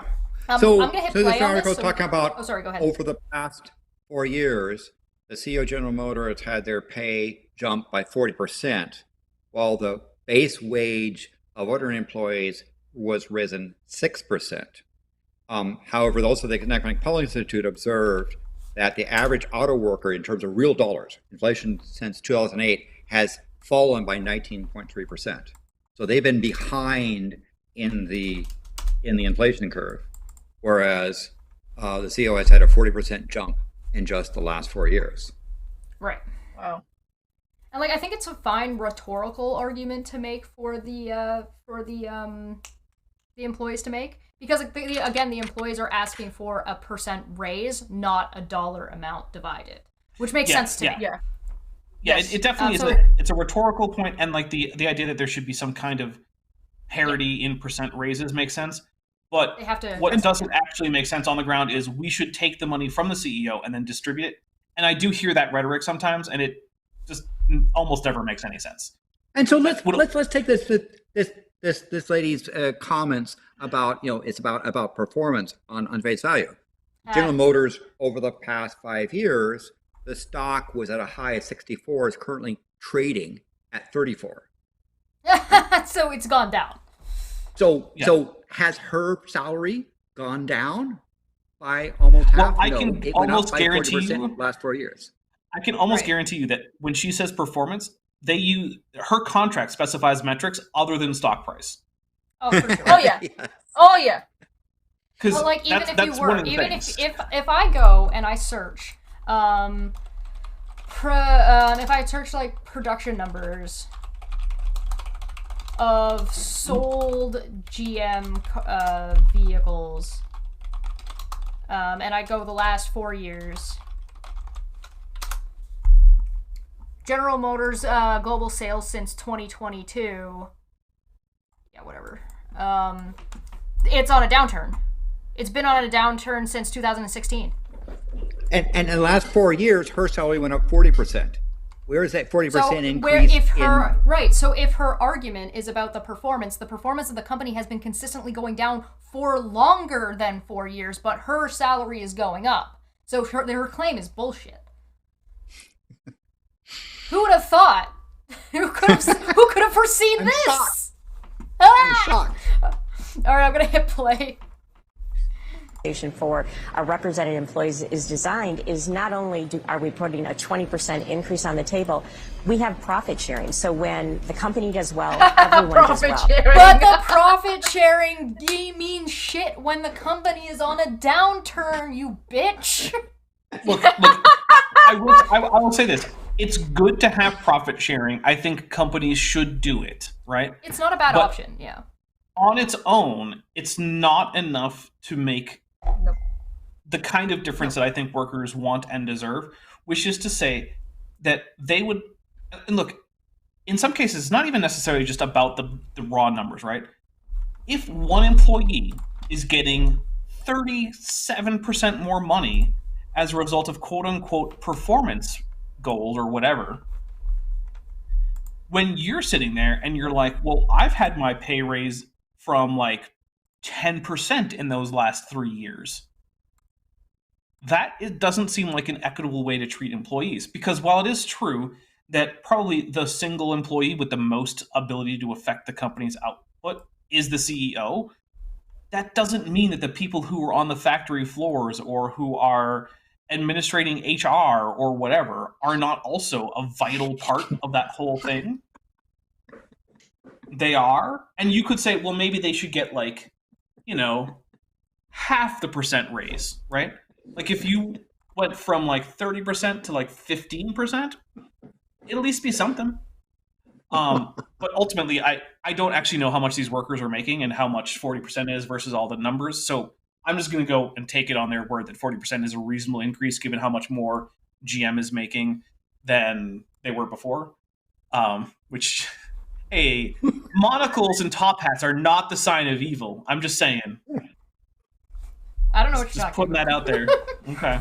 Well, she could put circles around both eyes and make glasses. And then yeah, but then it doesn't look like an evil capitalist from like the late 19th century. It's the Monopoly Man. Give me my money. I'm gonna hit play on this. And for the last several years, that's resulted in record profit sharing for our represented employees. Stop using that word. That's not true. Well, actually, is it? I don't. It could be that the last few years they've had record profit sharing income. That doesn't mean though that their wage increases have been commensurate with even inflation, right? Like, or they have record profits. Right. It could be that I just got my record amount of profit sharing. However, I'm still like struggling to scrape by on a minimum wage job, and it isn't sufficient. It's also possible that you have record profit sharing because your record profits are because you laid off so many fucking people. Right? Absolutely. So it's like this that's why I say this is untrue. This is so blatantly redacting information that it's a lie as far as I'm concerned. Yep. Here's the thing, it can be a lie and also technically be true. And I think that's the case here. Is technically what she's saying, I'm pretty sure is true, but that doesn't make it not a lie, because you can lie by telling the truth, but omitting relevant things and therefore misleading your audience. Because one of the things about lying is it's not just saying things that are false. It's an intent to deceive the person or people to whom you're speaking or communicating. Yep. Right? So you can lie by telling things that are only true the entire time. It's not the easiest thing to do, but it's possible. But if you watch Dapper's channel on creation, young Earth creation people, they do it all the time. So Dapper's expert in pointing that out. There's a lot of times that they'll say things are technically true, but are leading you down a path to falsehood. If you are treating your employees poorly and your employees can't afford to buy the product that you are having them made, you are failing as a company. Your business is and that was one of the failure. things that Henry Ford tried to do with boosting his. I want to slightly contest that, though, because I don't think that Boeing should make sure that all of their factory workers can afford their own personal 747. I don't think that's a reasonable standard. Maybe they're buying a piece of it. I think so. We know what Chesh meant by that. I think so. We know what. No. But I just want to say, like, actually, I will put my foot down and stand by this because, quite frankly, having a plane that functions properly and not having the plethora of excess planes that we have and we don't need, that we shouldn't be using and should be shifting into other means of transportation, would mean that any individual factory worker building and being a part of a system that builds any singular part, the safety in that and the way that these things need to be made, yes, they ought to be able to afford to buy that singular part. So there is irony. Then, I might be able to say that, like, if you make the particular valve on this particular part, but like if you work for Ford, you ought to be able to buy a Ford. And understand historically that Henry Ford, one of the things, while he did a bunch of awful things, one of the innovative things he did was try to set the price of the workers on his assembly line so they could afford to buy his product, so they can actually advertise his product. That was a fairly innovative thing at the time he did. If you work at Applebee's, you should be able to afford to eat at Applebee's. Yes, I do think there are companies for which this rule makes sense. I'm just saying that there are also companies that make such gigantic and hyper expensive things, and that each worker is part of such a small factor of that it's not reasonable to say that they should be able to afford. Like, private companies make like aircraft. I'm saying that the total inflation on these things that we shouldn't be having anyway already blow it out of proportion either way. Yeah. So according to how about this, if I may? Fine. Like, going on Shesh's principle, like if Dapper is saying, Boeing affording a Boeing plane is like not practical. How about being able to travel business class? That's fair. Business class. That would be a fair thing. Yeah, that'd be a fair way to put it. All right. So according to NPR, that General Motors CEO to median worker pay was 362 to 1 in 2022. The Ford CEO to average median worker pay was 281 to 1. And the other one, Chrysler, now is 365 to 1 on a CEO to worker pay. So it looks like, 362, 281, and 365 to 1 is the ratio between the CEO and the average worker pay. This is not the bottom, right? This is the average worker pay, or I should say median worker pay, probably. Sorry. See, I'm skeptical of that as a metric on the grounds that, like, let's say you're the CEO and you want to change that. You can change that ratio by simply having weird hiring practices and, like, getting rid of a bunch of low-paid employees and then hiring a smaller number of and that doesn't help those low-paid employees that you fire. So I'm a little bit like average worker pay to CEO. I'm just reporting the numbers. I'm not saying this is a policy. I'm just giving you context in what she's talking about and what the union is talking about. In some of those ways, like in some things it's going to work and in some things it's not. Basically, there needs to be a minimum, and anybody who's a fucking leech on the system that's leeching off of other people's work to overinflate and overbloat themselves like a fat-ass greedy pig needs to fuck off. I have like... Fuck this lady! Borg Emporia says we need to pay pelagic tunicates more. No. They are already making far too much, and it's usually zero. Zero's too high. Pelagic tunicates are the worst. We should get rid of them. They shouldn't exist.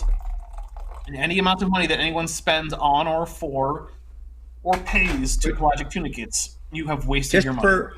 Would you advocate the extermination of pelagic tunicates?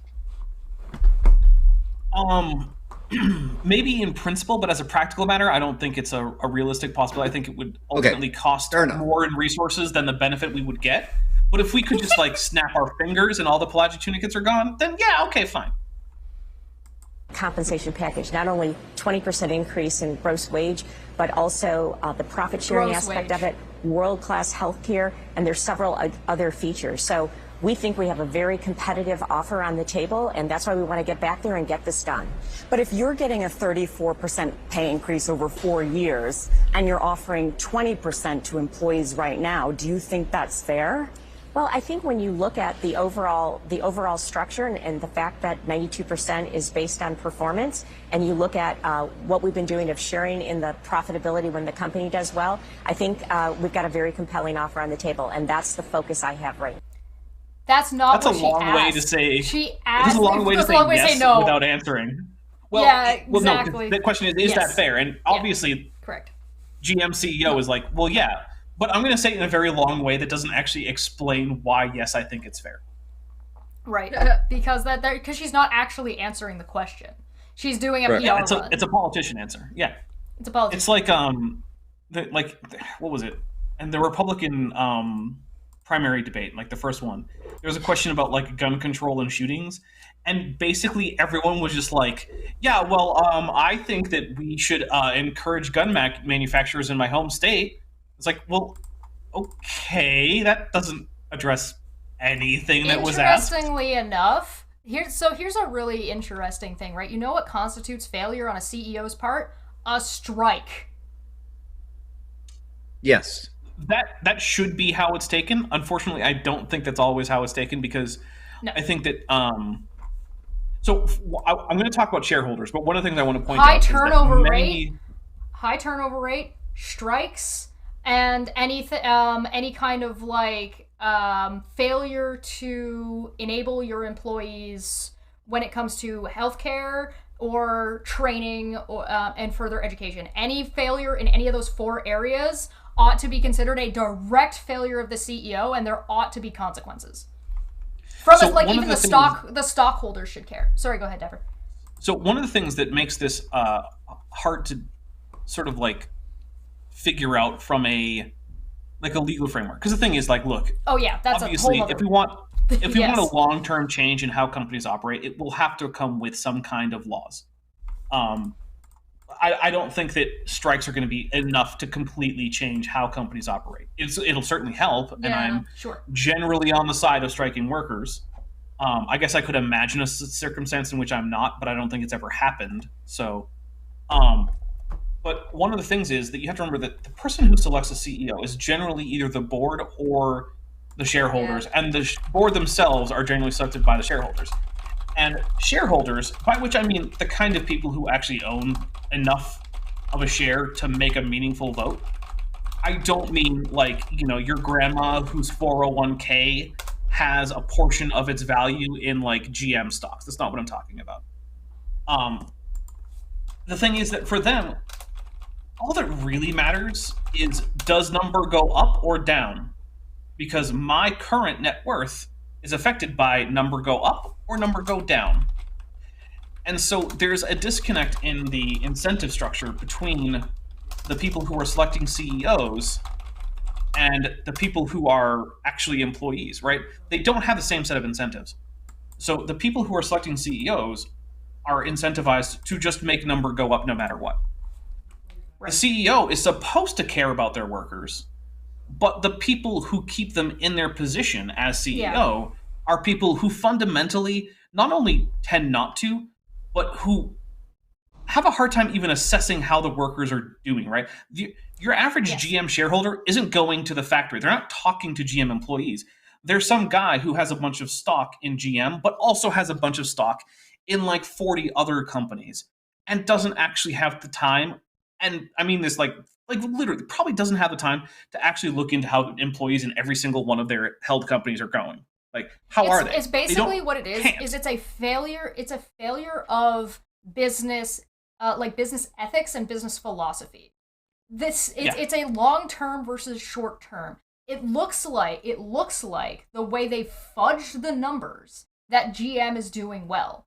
But the way a company becomes sustainable, long-term, and profitable is by investing in their employees, because they're the structure of the company. And you need to invest actual money into the structure of your company for your business to be successful. Anything less than that is a complete failure on that CEO, because, again, a CEO in that regard is ultimately middle management, which means it's their job to be the communicator between the employees and the stockholders and keeping both of them happy and saying, hey, listen, Yes. our profits are going to look like they're stagnating because what we're doing is putting the money over here, which is going to lead into higher money in the future. Now, if you've got stockholders that are too obsessed with fucking making immediate money, then they need to get the fuck out of business. Because that's not how business functions. If you think the stock market is guaranteed money for you and guaranteed increase over and over and over again because you've invested in a company big enough, I hate to be the bearer of bad news, but fuck you. That's just not how it works.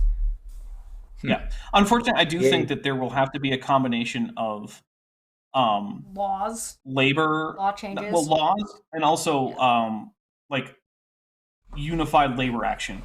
I don't think either one on their own is going to fix it. Now, I think either one on their own can help, right?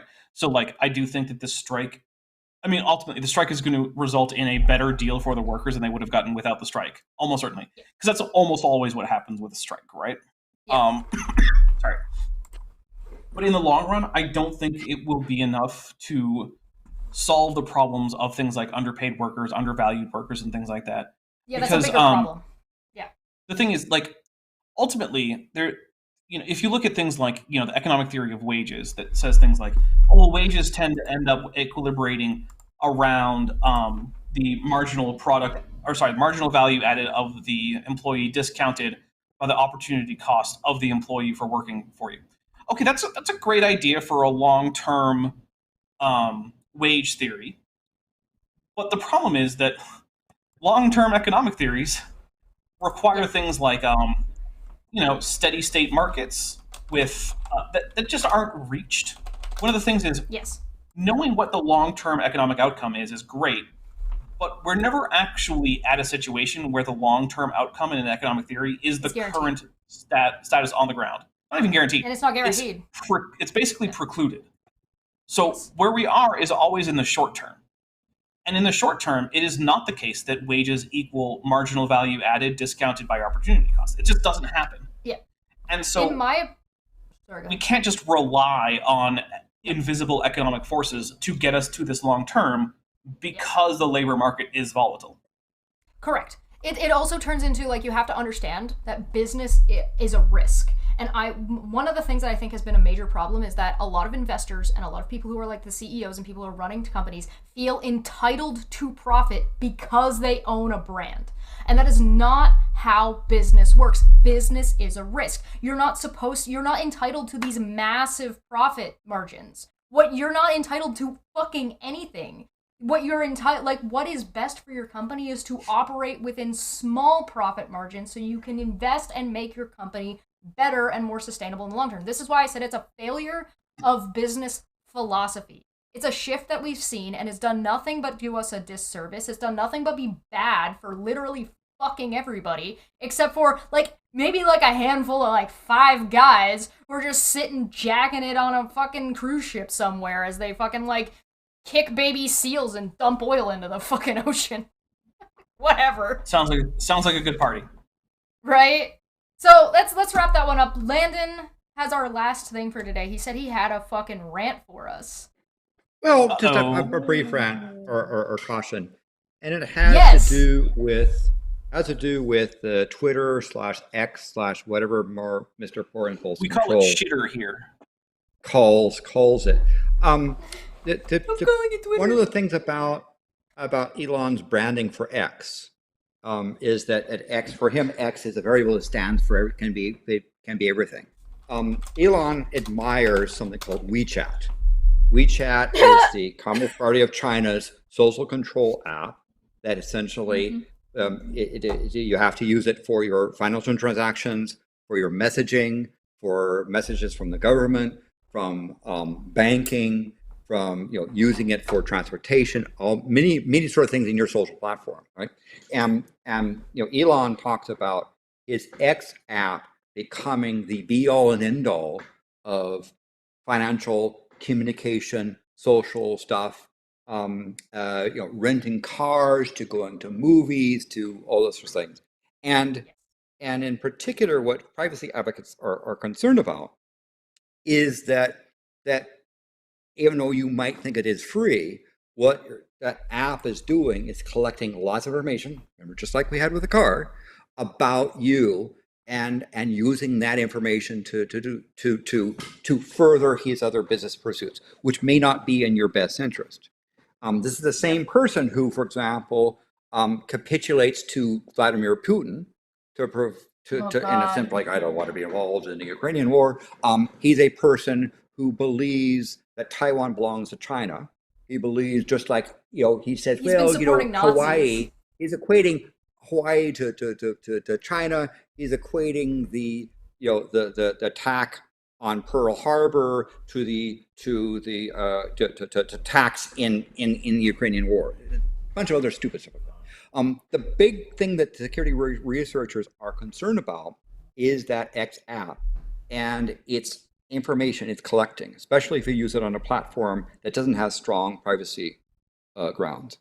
So my recommendation, this is a very, very, very strong recommendation, is to remove Twitter X from all of your digital devices. Remove it. Don't just not use it, because in many cases those apps can operate in the background that you don't know. Get rid of it. Now, as far as the platform, one of the problems that we've been seeing is bot usage. Bots can be anything from, like, we know that the Wagner Group uses the bots to spread disinformation. We know the Communist Party of China uses it to spread disinformation. But also other organizations pushing their agenda or pushing their commercial products use bots to spread information. And Twitter's influence reduction elections. in they, because he says, well, I am for freedom, blah blah blah, is that they actually get paid by some bot people called advertisers to spam your groans. And part of what that platform is doing is getting you irritated, getting you upset, getting you focused on certain things, to try to basically irritate you, to get you involved, to get you angry, to start going back and forth. The phenomenon we see with Trump and MAGA is an example, is a symptom of a larger thing about in society. And Twitter is one of those places that happens it. So my request, in addition to, and again, I'm very, very serious, delete X Twitter apps from all of your environments. The second thing is stop using Twitter. Don't use it. Please don't use it. And understand, when you post a tweet, for those of us who are not opting into Elon Musk, I won't allow you to block people because he wants those bots to be able to get to you, I suspect. That using that app, using that platform, is essentially being part of that environment, which is, I think, responsible in part for the social decay. So my request, in addition to deleting the app, is stop using Twitter. Understand, when you tweet and someone else looks at that tweet and they don't have access to Twitter, their own account, you basically get a lock screen saying you got to log in or get an account to see that stuff. Now, some news organizations are granted a reprieve for that. And so if I am talking about a news article and I see a news article in an embedded tweet, I screen capture the image and post the image, because again, I don't want to drive traffic into his platform. Again, because of various things, bot farms and advertising farms that you can't block, that he wants to do. So again, please delete Twitter X from all of your digital platforms. Secondly, please don't post tweets. Just don't log into it. I mean, I have been off of it for almost since 2022. It's not the end of the world. There are other places to go. Please stop tweeting. please stop using tweeting, and for your own sake, and maybe you don't think that you have anything to hide, but understand that if you have me or someone else in your advertising or in your chat list or in your things, you are giving that information about them to Twitter to market as well. So please stop using it. If you want to, if you see something about a tweet, take a picture of it and post the picture. Don't post the links to it. Don't give them the satisfaction of having the advertising. In my opinion, there are a few of us that actually currently have access to Blue Sky codes. I've got a handle that I'm going to be making available. If you're part of the Discord, feel free to join. That area of the Discord is available for, like, that's not part of anything. If you want to join or become a member for like $1, you can do so and get further access to what's going on in the Discord. But the initial room is anybody can go into it. And if you are in there and you want or to join Blue Sky, feel free to let me know and tag me or whatever, and we'll see if we can get you access to that. On top of that, I've been slowly making the shift over from Twitter to Blue Sky. The only thing that I am now currently waiting for to do the full cut and run is messaging.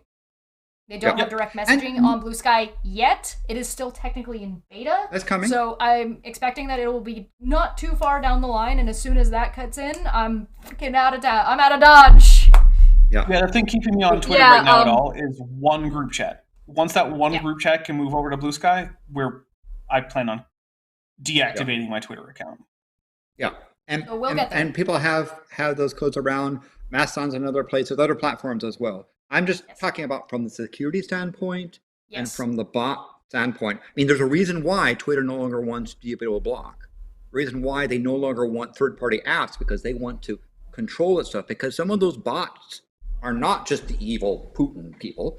They are advertisers or people that are trying to influence you politically. I've been doing that a lot. If I see ads, and I'm just like, I start seeing too many ads, I just start blocking the accounts that are posting those ads. I hate it. And that's what I've been doing on Twitter. I would love for YouTube to bring back messaging. Oh, yeah, they did used to do that. They used to have messaging. You used to be able to you'd be able to directly message me or Dapper or Landon just by clicking on us in the chat. That used to be a thing. Bring it back. Now, I do think that they would need to add some additional. I do think they would need to add some additional controls for creators. Yeah. If you have a YouTube account and you're posting content, I do think that would need to. Or I mean, even if you're not posting content, I think they would need to add. I already get enough nonsense in my comments. I don't know that I want DMs of the same stuff. Right. And now what they started doing is that if an account has Twitter Blue, you cannot message them directly. You ought to have Twitter Blue so you can message them. So, and that's another tactic to force you into getting Twitter Blue. You'll also notice that Elon and Shitter have been changing their policies, even though they're not supposed to be changing their policies as per like investigations by like government bodies. They've been doing it anyway, and those policies, like if you haven't been reading them, like they've been turning on and off whether or not people can DM you. They're all kinds of shit. Yeah, to try to control your ability to handle what you see. Twitter used to be what you made out of it with the controls that they used to have. Now, Twitter is what Elon makes of it for you. Yeah. Yay, so I Daddy encountered Elon. a company that in their service they had a login page with a status page about their Twitter feed, but the Twitter feed has a login thing, right? And it says I have to log into that platform in order to even see the status. Like no, don't do that. So that's my request for there. It's take a look at, if you don't believe me, take a look at Elon and his comments about WeChat. Take a look at his comments about what he wants X to become, and ask, do you think that app running in the background on your platform is operating in your best interests? Take a look at the thing we had about cars, and apply it to Elon. And consider. Oh, you mean Tesla? Anyway, thank you so much for joining us today. Special thank you to Siggy for gifting so many memberships. Thank Welcome you, everybody. I yes. hope you enjoy your emotes. There's a lot of them. There's going to be a couple more added. I think I'm going to steal Dapper's citation needed from him if he lets me, because people have been asking for that one. I don't know, for some reason on Twitter the citation reading needed GIF doesn't get loaded for me. I don't know what's going on there. Oh. So I'm just trying to. It's got Yeah, Klingon on it. It's been banned from New Zealand. Hey, no. That's not the reason. I think just If it because comes up the for me. size of that GIF, maybe. It's the So we're gonna size. get on out of here. It comes up for There is me, I now don't know. There's a Tell Elmo gift. No, now it if you doesn't want load that on the one. tweet. So we're gonna get on out of here. Thank you so much, Oh. Dapper. What are you up to? Who are you? Let's see. I'm Dapper Dinosaur. I have a channel, Dapper Dinosaur. You Yay. can go to it, I guess, if you want to. I just today had an interview with Dr. Kip Davis. We talked about Job, Excellent. especially Job 40, Behemoth, a little bit about Leviathan. Great stuff there. On Tuesday, I'm going to have Maddie from Science Side Up on. We're going to talk Maddie's great. about Raw Matt. I torture her with the two worst Matts.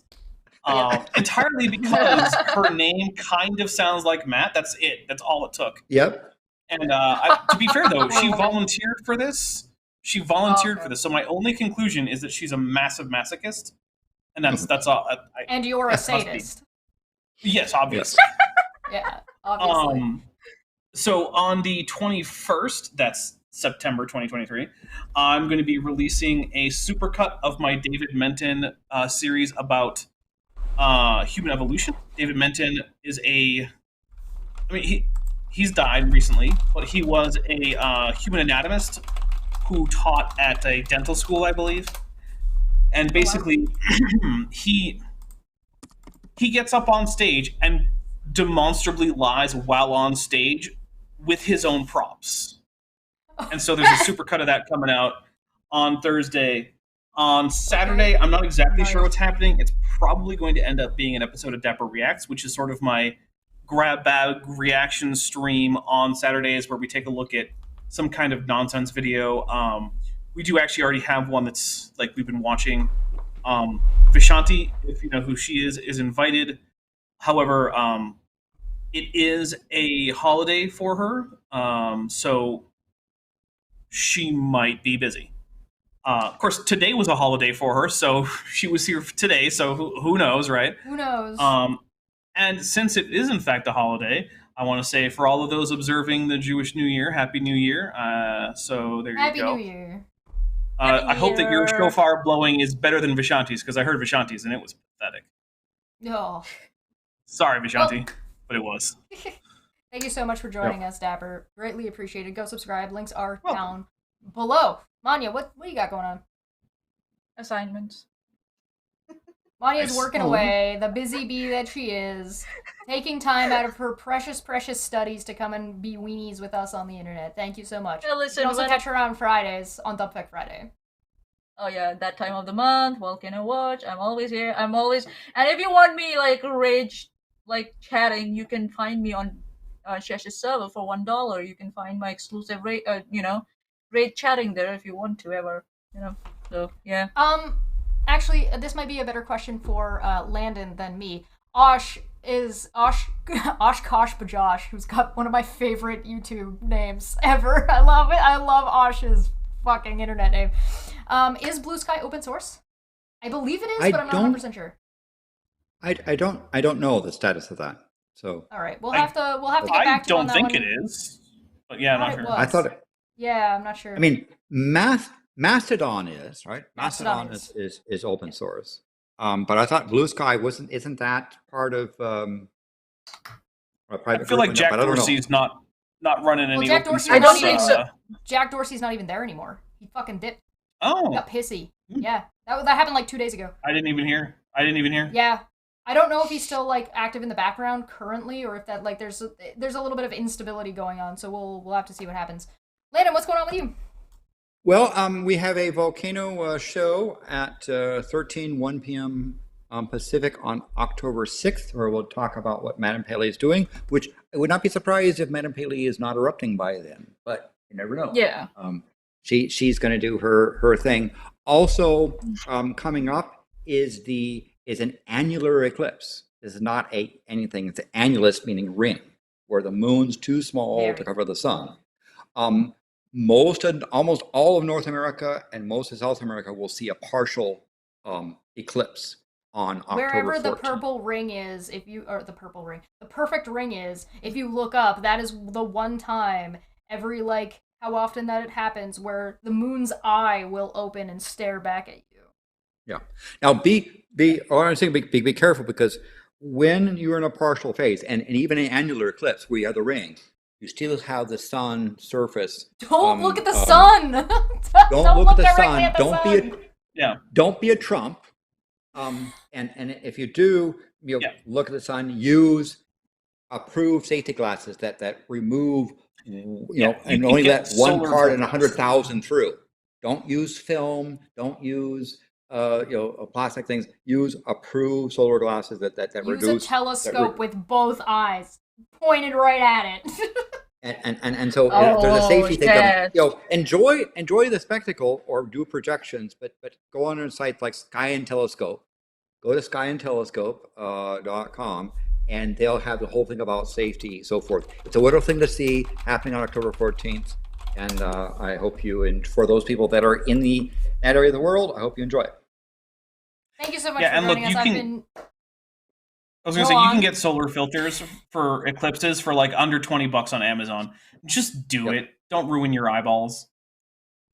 Thank you so much for joining us. I've been Chesh. This has been the Unnamed Tavern, which is not a tavern. Thank you so much for joining us. We will be back next month, so make sure you like and subscribe and hit the bell to make sure you don't miss when we are actually going live. I will be live tomorrow on Twitch for some gameplay stuff, and I will be live in Twitch again on Tuesday. However, there's a video coming out on Monday. There will be probably another video coming out on Wednesday, and there will be videos every Saturday. Thank you so much for joining. Feel free to, if you want to become a member, you want to support, thank you so much so far, as well as links are down below to Patreon, where you get special access to a bunch of other stuff.